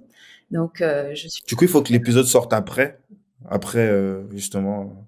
Il peut Sinon, ça fait sortir bizarre. avant, il peut sortir quand tu veux. Je peux malheureusement pas te donner les noms, mais en tout cas, tu peux faire un petit dans le texte en tout cas, tu peux dire que les 6 entrepreneurs, ou mettre un lien vers les 6 entrepreneurs, mais donc ils seront révélés le 6 octobre prochain, et le 11, ils débarquent à New York. Donc voilà, donc je suis en train de monter tout le programme là pour qu'ils aient plein de gens à voir très intéressants, plein de choses à faire très intéressantes, les faire travailler beaucoup, parce que c'est pas des vacances. On a, nous, des partenaires de cette opération qui sont pas... voilà, qui sont là pour qu'il y ait des choses intéressantes qui se passent. On a la BNP Paribas Fondation, on a la BPI. Qui sont des partenaires historiques, je pense, des déterminés. Ouais, tout à fait. On a de notre côté, ici, on a Orbis, qui est un cabinet très connu dans la French Tech et chez les Galions d'ailleurs, de taxes, tout ce qui est stratégie taxe, accompagnement au niveau taxe franco-américain pour les entrepreneurs et les business startups. On a le cabinet d'avocats qui s'appelle Raphaël Dornano Co, par Raphaël Dornano, qui est pareil, extrêmement pertinent sur tout ce qui est due diligence et accompagnement des startups dans des opérations de M&A, grosse levée de fonds, etc. On a Oxio, qui est la startup de Nicolas Girard, mon coprésident. On a quand même des bons partenaires qui nous permettent de... On a Hayat aussi, on a quand même Hayat qui va les héberger pendant tout ce temps-là. Donc, on a monté un truc qui est parti quand même d'un message LinkedIn. Attends, qu'est-ce que ça leur coûte à eux, les 6 personnes Rien du tout, sélectionnées là? ça leur coûtera C'est rien. c'est vraiment ouf ce que vous êtes en train de faire Ouais. parce que, Ah bah, c'est connaissant, le principe quand des même, déterminés, hein, le de toute façon, hein. C'est le principe des mais déterminés. connaissant en fait le la typologie des personnes qui c'est des gens et encore pour je veux pas rentrer aussi dans cette polémique de minorité, mais en général, c'est des gens, dans la réalité, ça c'est pas le parcours auquel ils sont pas supposés être se retrouver en tout cas C'est dans ça, moi, cet qui m'intéresse, écosystème-là, franchement, et c'est ça m'intéresse à plein de niveaux, en fait. C'est que, oui, alors évidemment, c'est très intéressant, de pouvoir, être dans le flow de ce qu'aujourd'hui on entend, à savoir, tout ce qui est impact sociétal et cetera, et ça, c'est très intéressant, je ne minimise pas. Mais au-delà de ça, moi, ce qui m'intéresse beaucoup, c'est dans la même veine de ce que je suis, tout le temps, c'est j'ai rencontré des gens que moi, enfin, tu vois à quoi je ressemble, moi je les vois pas en fait. Je les rencontre pas ces gens-là, ouais. tu vois? Ça, c'est un autre monde là, franchement, c'est un Et oui, mélange et de donc moi 2, j'ai envie de savoir parce que tu sais quoi? Parce que ces gens-là, ces entrepreneurs-là, ça veut pas dire que les autres ne le sont pas nécessairement, mais il y a une chose qu'ils ont en commun, tous ceux que j'ai vus défiler, c'est qu'ils sont street smart. Et moi j'aime bien ça. J'aime bien ces gens qui vont justement faire quelque chose qui c'était pas marqué dans la ligne de leur main au départ, et ils y arrivent quand même. Ils ont une attitude qui est hyper positive. Ils sont très, il n'y a pas de frein en fait pour eux, vraiment. Et Moussa, il dégage ça. Moussa, il dégage exactement ça. C'est cette énergie, euh, qui est, hyper. Alors, en anglais, on dit driven, en français, on dit déterminé, mais il y a ce côté où, ok, on va le faire. Ça marche pas, c'est pas grave. Allez hop, on passe à autre chose. On aura essayé. Il y a aucune énergie négative non seulement chez Moussa Camara, mais surtout parce que moi, c'est avec elle que je travaille. Ce sont que des filles, que des femmes, mmh. des équipes avec laquelle je bosse, euh, sur ce programme dans les déterminés. C'est extraordinaire. Certaines qui ont laissé des grands posts, hein. Moi, j'ai regardé, il y a des gens qui ont laissé des posts quand même assez, alléchants pour aller, bosser, pour aller déterminer. C'est pour C'est ça quand tu parles de femmes, je extraordinaire. pense que on doit faire allusion aux mêmes personnes. J'ai pas les noms en tête, mais je sais qu'il y a Bah, deux moi, trois c'est, profils là, heu Marie-Laure Idé, on a Angèle, Angéline, on a Adèle, enfin, ces gens-là qui, moi, je suis habituée à la manière américaine de travailler, à savoir, on dit oui d'abord et on essaye de trouver une solution et voilà, on commence toujours par dire des choses positives et d'être un petit peu dans cette dynamique, ce cercle vertueux des choses. Ils travaillent comme ça. Et franchement, c'est une expérience. Encore une fois, j'y passe un temps de fou.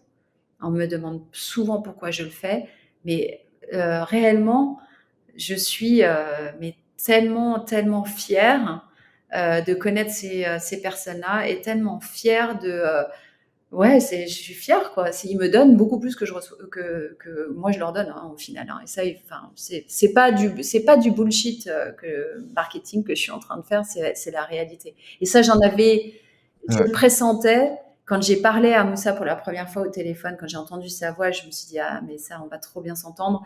Il est cash comme moi je suis cash, il dit les choses comme elles sont. Moi, je suis pareil, je suis comme ma grand-mère, moi. Donc, je dis les choses et ça, c'est pour ça que c'est passé. Voilà. Et donc, là, on n'en revient pas nous-mêmes, en fait, d'avoir réussi à faire ça. Mmh. J'ai beaucoup de pression, là, sur les prochaines semaines. Ouais, Moussa j'imagine. vient à New York. Donc, ça, c'est super Mmh. aussi. Et ma foi, c'est une super aventure. Donc, voilà, on a sur New York, il va y avoir beaucoup de choses. Il y a Techstars qui va en- inviter ses anciens, ses alumni et ses mentors, Les Techstars New alumni, ouais. York, au consulat, pour rencontrer des gens de la French Tech et des déterminés, donc pour qu'ils puissent justement se frotter un peu à des entrepreneurs américains pour le coup, ou étrangers, en tout cas pas français. Et ça, c'est très important. On aura des workshops justement sur tout ce qui est exécution du business plan, tout ce côté KPIs financières et capacité de croissance et comment le montrer en pitch. Donc, il y a une restitution de pitch devant des VC. Alors, certes, français, mais qui opèrent uniquement aux États-Unis parce qu'on veut quand même aussi leur permettre de comprendre, c'est-à-dire les mettre devant des VC américains tout de suite.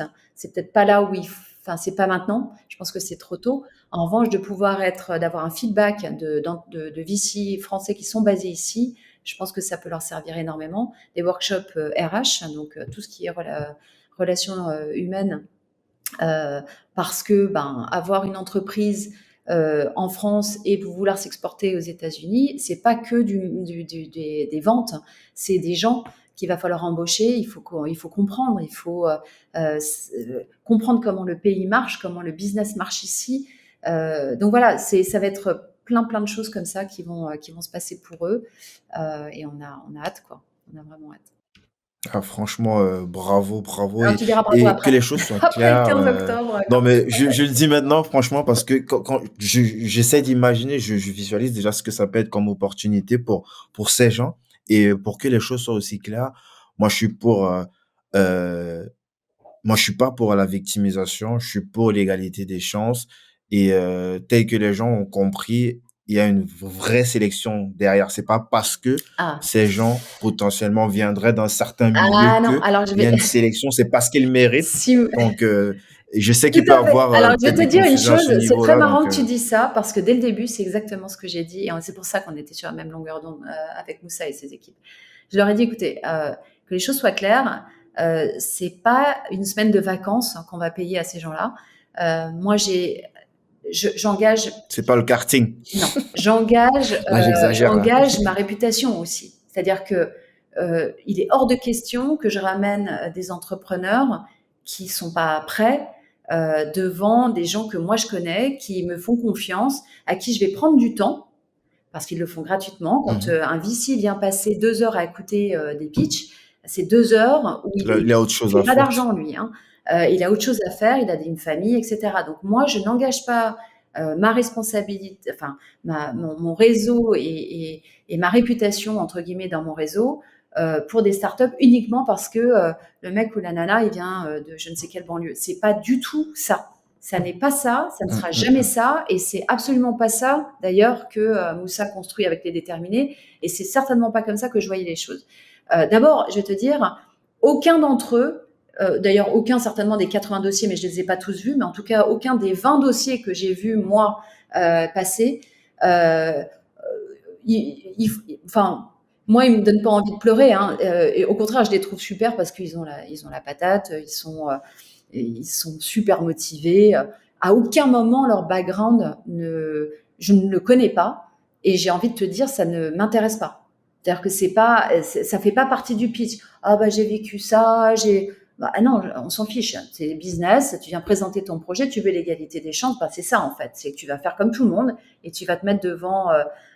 Voilà. Et ça, ils l'ont tous fait et c'était formidable. Les pitchs étaient super, vraiment. Ils étaient tous super. Ils étaient voilà, c'était super. C'était ni moins bien, ni forcément beaucoup mieux que d'autres, mais ils étaient très bien. Donc moi, les déterminés, ils ont rempli leur mission. Ils m'ont mis devant le jury de personnes que j'ai fait venir de New York, hein, quand même, devant Agathe Vautier du Galion, devant des gens importants. Ils ont mis des entrepreneurs de super qualité. Bon, contrat rempli de leur côté. Et pendant toute la durée du jury, Moussa était assis à ma droite. Et je lui ai dit plusieurs fois, parce que je posais des questions, tout le monde posait des questions parfois très dures, enfin dures, business quoi. Je comprends pas. Non mais là, si tu fais ça aujourd'hui, ça va. Non, il n'y a aucune raison que ça marche. Parfois, on faisait des compliments. Enfin, voilà, on n'a pas pris des pincettes. Et Moussa, qui est impliqué de cœur avec tous ces jeunes, hein, parce qu'il les aime, évidemment, il me disait parfois, ah, vous êtes quand même dur avec eux et tout. Et je fais, mais attends, Moussa, c'est pas l'école des fans ici. Parce que lui aussi, il y va pas avec le dos de la cuillère, hein. Non, mais Donc malgré s'il tout, le dit, ça c'est veut pas dire pareil. que C'est ouais. pas pareil quand c'est les tiens. Tu sais, c'est comme les enfants. En tant que maman, tu vas être la première à les gronder, à être voilà. Mais quand c'est quelqu'un d'autre qui le fait, tu t'aimes pas ça. Hein. T'aimes pas ça. Moussa, c'est pareil. Avec ses petits déterres, il est là. Ah, parfois, me dit, ah bah dis donc, t'es vachement dur. Et je fais, bah non, je suis pas dure, mais c'est pas l'école des fans. Tu veux qu'on emmène les meilleurs, ben voilà, c'est comme ça qu'on va déterminer. Il dit, non, mais t'as raison, t'as raison. J'adore ça, c'est très bien. Et c'est ça, c'est pour ça qu'on s'est rencontrés avec Moussa. C'est qu'il savait que je faisais pas ça pour les mauvaises raisons, quoi. Moi, encore une fois, je sais d'où je viens. Je suis pas sûre de toujours tout comprendre à ce niveau-là. Mais en revanche, je sais aussi qu'il faut être assez simple à certains moments et ça se passe bien avec des gens intelligents et Moussa en fait partie. Donc, c'est super. Et donc, je suis Ah, hyper. Et un truc super c'était important. important d'éclaircir Attends, ça. mais le truc Ouais. encore plus important, c'est qu'au-delà de la diversité de background, etc., tout ce que tu veux d'origine sociale, religieuse, économique, enfin, on avait vraiment de tout. Au-delà de ça, ce qui était super, c'est que sans faire exprès, et pour de vrai, les 20 dossiers qui nous sont arrivés, nous, au bord de la French Tech pour sélection le jury le 30 juin, étaient à parité égale homme-femme. Et les 10 dossiers qu'on a sélectionnés, qui pour de vrai, parce qu'on a fait ça en aveugle avec l'ensemble des membres du board de French Tech, personne ne s'est parlé. On a tous sélectionné nos trucs et après les déterminés, ils ont fait les décomptes. On était à parité entre hommes-femmes, encore une deuxième fois. Et là, je ferais que je fasse le décompte, mais je crois qu'il y a plus de femmes qui partent que d'hommes. Et alors ça, là, pour le coup, même si j'avais voulu le Ah, faire ah exprès, ben là, nous, on est discriminés, là. Ça, c'est pas possible. non, c'est pas de la Discrimination discrimination. Ne positive. rentrons pas dans ce discours. Mais Là, bon, c'est voilà. clair. Donc, les Non, franchement, déterminés, c'était important de le préciser en tout cas parce qu'il y a des gens qui peuvent prendre ça comme si c'est une sorte de racheter une sorte de je ne sais quoi. Donc, moi, je trouve que c'est hyper important de le préciser. Si les personnes sélectionnées sont sélectionnées parce qu'il y a un réel intérêt business et juste parce qu'elles ont eu une possibilité de pouvoir présenter ce qu'elle savait faire. C'est tout. exactement. Donc, c'est comme ça aurait pu être aussi des personnes dites majoritaires. J'ai pas envie de prononcer exactement les trucs. Donc, c'est pas ça la question, quoi. Donc, et moi, je suis bien placé pour le dire. Donc, clairement, moi, j'ai hâte de suivre de près ce que ça va donner et j'espère que, en tout cas, tu vas me dire qu'il y aura peut-être les années qui vont suivre Ben, c'est d'autres l'idée, opérations. c'est l'idée. Je t'avoue que sans que j'en ai vraiment parlé plus que ça, mais et tu parlais de concurrence potentielle entre les différentes communautés French Tech. Ben non, moi mon point ce serait super par exemple qu'il y ait d'autres choses qui se passent entre les déterminés et d'autres communautés French Tech en Amérique du Nord parce que il y a autre chose que New York et la vallée pour développer son business. Par exemple, suivant le domaine d'activité, le secteur dans lequel ta startup évolue, ça peut être beaucoup plus pertinent d'être du côté de Miami ou de Boston ou de Austin ou de Houston que d'être à New York. Ben, New York, c'est bien pour plein de choses, mais c'est pas forcément pertinent pour tous les secteurs d'activité. Donc, moi, c'est vraiment mon ambition. Elle est uniquement là. Vraiment. Mon ambition, elle est ce que je trouve formidable et ce dont je suis fière à titre personnel et fière pour Moussa et moi, finalement, c'est de se dire qu'on a fait quelque chose qui est unique parce que ça sera, voilà, c'est la première fois que des déterminés sont emmenés à New York et surtout, c'est entre une association et une autre. C'est entre la non-profit communauté French Tech New York et les déterminés. Le gouvernement, finalement, nous a donné m'a permis d'être là où j'en suis aujourd'hui avec la French Tech, mais finalement, c'est la relation entre Moussa et ici que tout s'est construit. Donc, c'est super, tu te rends compte, l'énergie, je trouve que c'est extraordinaire en fait. Voilà, c'est que de l'énergie extrêmement positive qui est mise dans un projet et ben, lui, il a tout à gagner et moi aussi. Et en même temps, on peut perdre beaucoup parce que voilà, c'est beaucoup de pression. On donne, on a conscience de la responsabilité qu'on a envers ces entrepreneurs aussi. Ils jouent leur vie eux aussi et que c'est important. Donc c'est très sérieux ce qu'on fait. C'est pas, c'est pour ça que parce que c'est sérieux, tout le process est extrêmement sérieux aussi.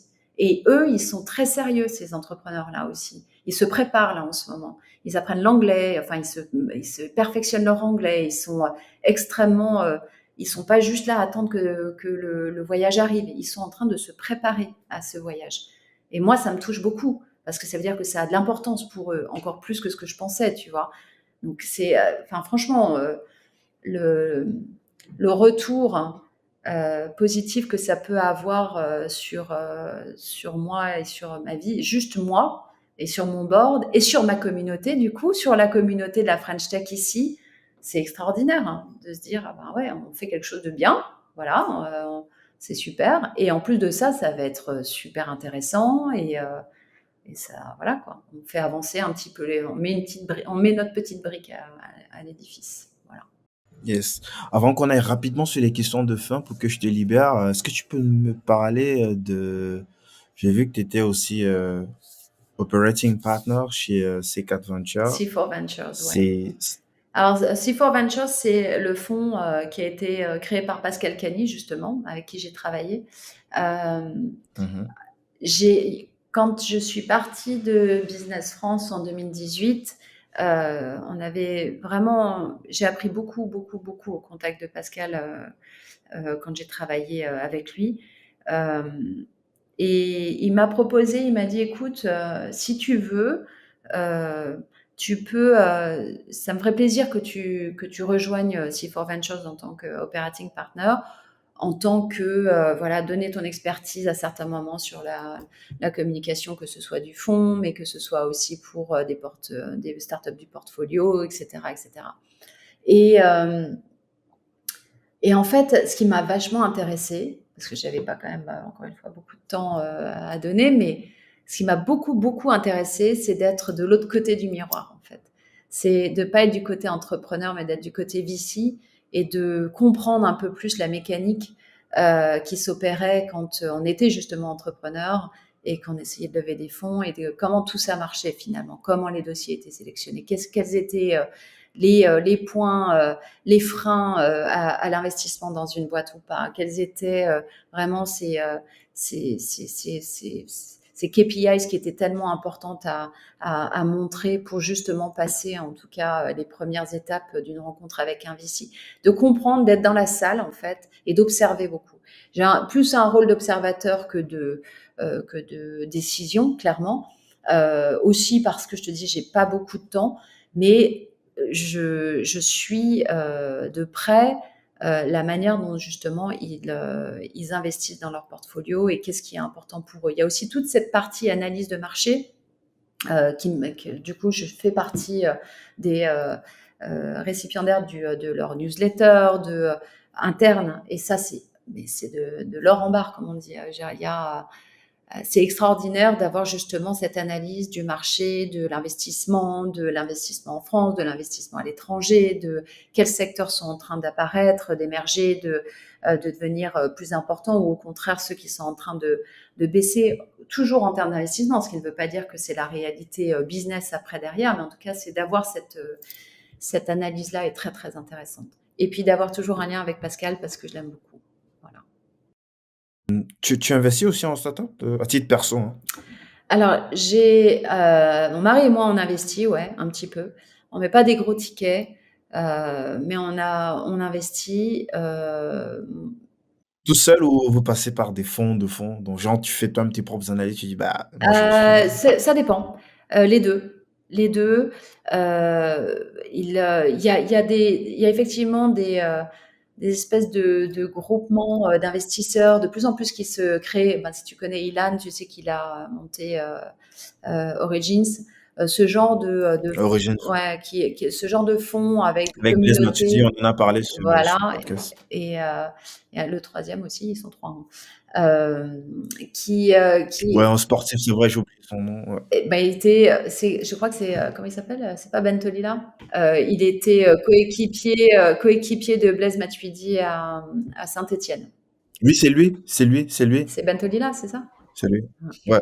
Oui, Je parce que connaissais pas le nom, mais je sais tu qu'ils vois, je étaient m'intéresse au coéquipiers. foot aussi. Je suis supportrice du Racing Club de Strasbourg. Non, mais c'est vrai en plus. Donc, Ah, nice. juste que tu saches, j'ai mon petit vernis social, comme on dit en matière de foot. Bon, mes potes se foutent de ma gueule quand même, mais c'est pas grave. Je sais un petit peu de quoi je parle, pas beaucoup. Anyway, donc, Toi, à titre perso, t'es plus l'entrepreneur et puis j'investis sur la personne, ou tu théorises un peu comme dans ton boulot lorsque tu es enfant avec une thèse bien précise. t'investis pas, et je le sais parce que mon mari lui-même lève des fonds et qu'il a beaucoup de potes qui pourraient investir de manière perso. La réalité concrète, c'est que tu n'investis, à moins que ce soit ta famille, et encore, quand tu mets de l'argent dans un business, tu ne mets pas uniquement parce que tu aimes bien quelqu'un. Enfin, ça n'a pas de sens. Ça s'appelle pas de l'investissement à ce Enfin, moment-là. c'était pas ça mon propos. Je veux dire, peut-être c'est un repeat entrepreneur, il a déjà eu du Oui, succès. alors Tu sais voilà. que même Donc, si alors c'est ça. les caducs, en termes d'exécution, il pourra rapidement Exactement. se rendre compte que le truc est Donc, pourri, il faut pivoter ou il faut tuer le tout à truc, fait. quoi. Donc, c'est exactement ça. Donc, ce qu'on va regarder, effectivement, ça va être le background, l'expérience. Et après, tu as investi aussi. Il y a deux raisons pour investir. Soit parce que tu connais déjà le secteur, et du coup, tu te sens à l'aise pour prendre une décision et être pertinent par rapport à ton analyse du marché. Soit au contraire, tu connais pas du tout, mais ça t'intéresse d'en savoir plus. Et c'est aussi une bonne manière d'être connecté à un autre écosystème finalement. Donc, tout d'un coup, tu rentres dans, je sais pas, si tu investis dans une technologie qui permet de recycler l'ammoniac en eau, ou Mhm. l'ammoniac en énergie, je ne sais quoi, et ben, tu savais pas que ça existait. En même temps, c'est quand même hyper technologique, donc moi, c'est le genre de truc qui m'intéresse pas mal. En même temps, t'as pas entendu parler de ça avant, donc tu commences à te creuser un peu pour savoir, mais qu'est-ce qui se passe dans ce milieu-là. Et voilà, et puis tu connais l'entrepreneur. Ce deal-là t'a été amené par des gens que tu connais, qui sont respectés dans le domaine, etc., et qui eux-mêmes ont fait plusieurs investissements plutôt successful. Donc voilà, c'est un ensemble de choses, mais c'est quand même souvent lié par qui te met en relation avec ce deal, et évidemment le pédigré entre guillemets de l'entrepreneur en question. Donc, Yes. mais il n'y a pas que ça quand même. Il y a quand même la techno aussi, et l'intérêt. Tu vois. Nice. Je vais te prendre juste 5 minutes pour qu'on boucle. J'ai des questions traditionnelles de fin, si tu le permets. Ouais. Euh, Quelles sont les parties les plus dures, les plus difficiles de ton job, de ta vie? De ma vie ou de mon job, c'est pas pareil. Euh, Bah, la partie la plus comme, dure, la partie la plus dure, euh, bah, il y en a plein et il y en a pas. Enfin, ce qui est difficile, c'est et à la fois c'est ce que j'aime parce que je suis faite comme ça, mais c'est quand même difficile à vivre. C'est le fait que il y a c'est beaucoup en dents de scie. Tu vas avoir des mois, mais tu es sous l'eau complet. C'est d'un stress extraordinaire, une pression pas possible. Et après, ça redescend et il n'y a plus rien. Et là, t'angoisses parce que tu te dis, surtout quand tu es consultante en freelance, tu dis, oh là, j'ai plus personne, il faut absolument que je retrouve le job d'après. Alors, tu retrouves le job d'après et puis t'es reparti là-dedans. Donc, il n'y a pas cette espèce de ronronnement qui te permet de te poser, d'être tranquille, de dire, bah tiens, tous les mercredis, je serai au yoga ou je sais pas quoi. Bon, je fais pas de yoga, mais peu importe. Mais tu peux pas faire ça. C'est-à-dire que là, je vais rentrer dans un tunnel là, à partir de maintenant jusqu'au 15 octobre. Ben, tant pis pour le sport. Mes enfants, ils vont m'appeler madame dans un mois parce qu'ils ne me verront plus. Voilà, quoi. Je sais, c'est ça, mais c'est mon job. Et c'est comme ça que j'aime bien, c'est comme ça que je vis ma vie aussi un petit peu, en vrai. Donc, il y a un moment, peut-être que j'en aurai marre, mais pour l'instant, c'est pas le cas. comment est-ce que tu progresses? En écoutant les gens, en posant des questions. Je suis madame question, depuis toute petite. J'ai une question, j'ai une question, j'ai une question. Tout le temps, tout le temps, tout le temps. Je passe mon temps à poser des questions. Je retiens pas forcément les réponses, mais quand je comprends pas, je suis incapable de faire quelque chose si je n'ai pas compris pourquoi je le faisais. Alors ça aussi, c'est un gros problème. C'est si je n'arrive pas à comprendre vraiment, c'est-à-dire que je n'intègre pas la nécessité pour une entreprise, pour une start-up de faire des RP aux États-Unis, par exemple. Si j'arrive pas à comprendre pourquoi ils le font, je serais incapable de leur vendre quelque chose. Je serais incapable de leur faire une recours en Mhm. disant ah bah oui, venez aux États-Unis. Alors ça, c'est un gros Et c'est comme ça, du coup, aussi que j'apprends. C'est-à-dire que, voilà, je veux faire un investissement dans je ne sais quelle technologie, je vais poser toutes les questions.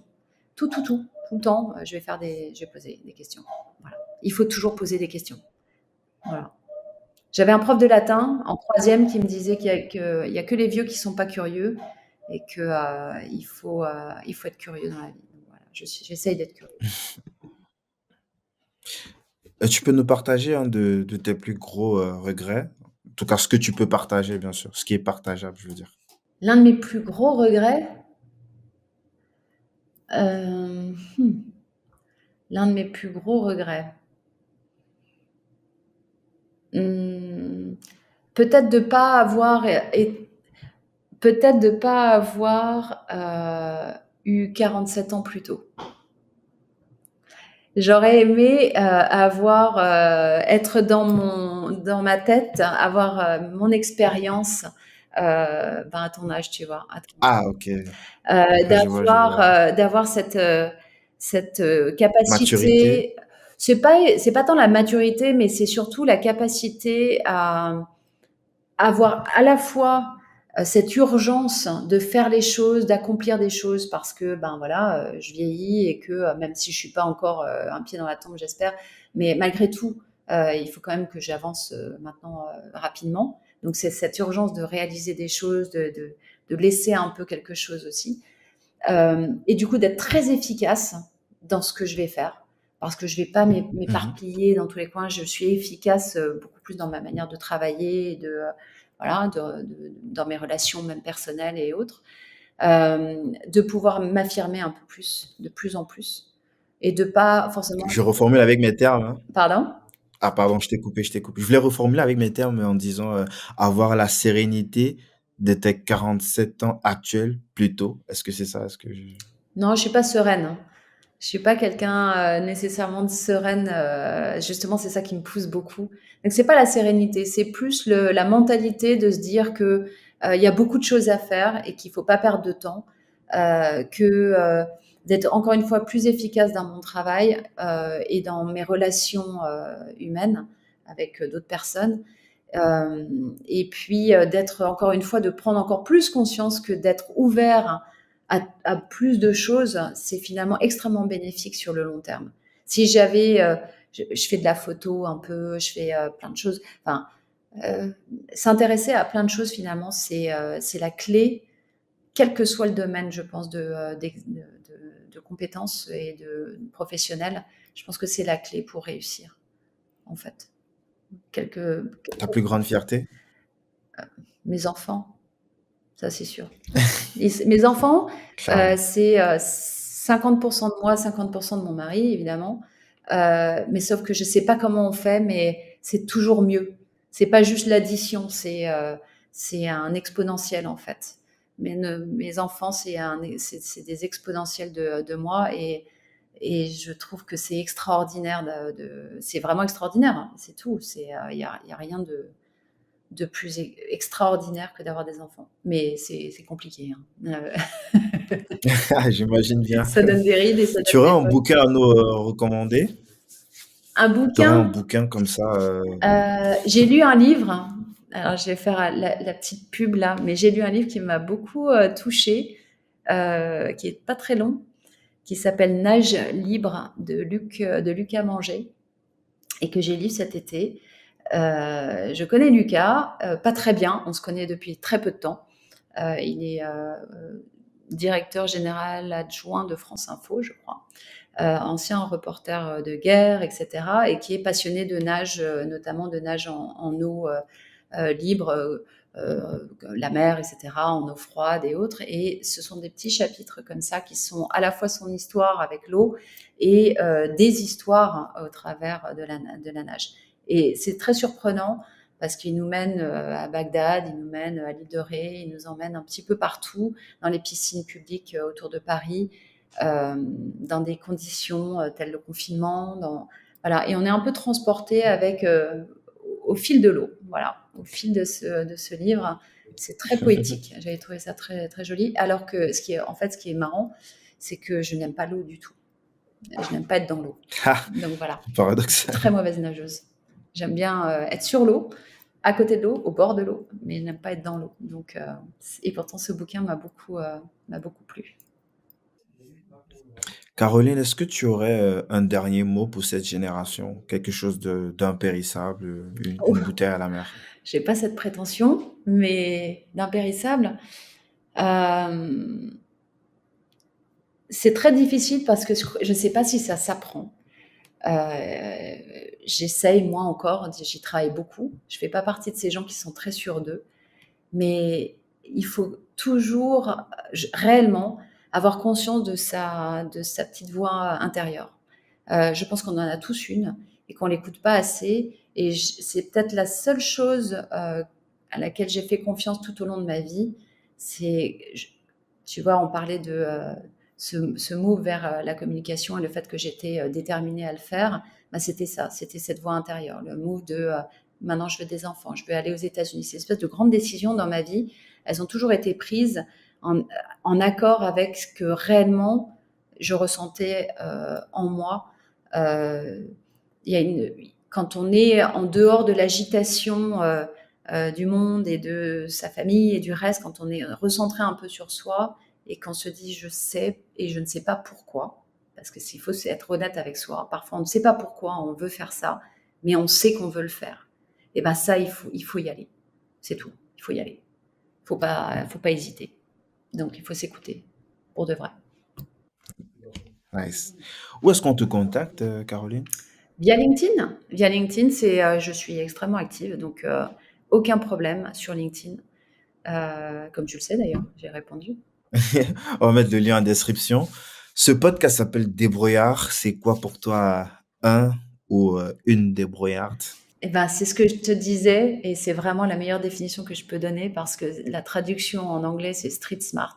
Ce sont des gens qui sont intelligents, euh, qui ont une intelligence qui n'est pas théorique ou universitaire ou qui vient uniquement des livres. Elle peut venir des livres, mais en l'occurrence, ce sont des gens qui savent lire les autres personnes, qui sont, qui savent lire les signaux forts et les signaux faibles de tout ce qui leur arrive en fait. Donc ça va être dans le métro, ça va être au cinéma, ça va être une rencontre professionnelle, ça va être tellement de choses, mais ils vont pouvoir faire l'amalgame, réanalyser un peu tout ça et connecter des points entre eux pour en faire quelque chose de cohérent.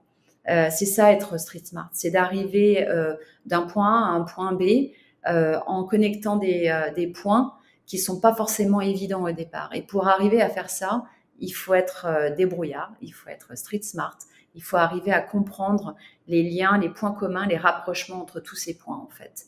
Et ça, quand on arrive à faire ça, on arrive à faire beaucoup de choses en réalité. Donc être street smart, c'est de plus en plus important, je pense en plus aujourd'hui. Et c'est pour ça d'ailleurs que l'entrepreneuriat est quelque chose de très américain. Parce qu'il y en a beaucoup qui n'ont pas accès justement à l'éducation universitaire et autres, et que du coup, il faut être Qui street est smart, très cher. ouais, qui est très cher. Et donc, du coup, ça crée cette obligation d'apprendre différemment et de connecter les points différemment. Merci beaucoup, Caroline, pour Merci ce à toi. partage. On a hâte de suivre de près ce qui va se passer avec les déterminés. Merci aussi pour ta transparence parce que tu as partagé des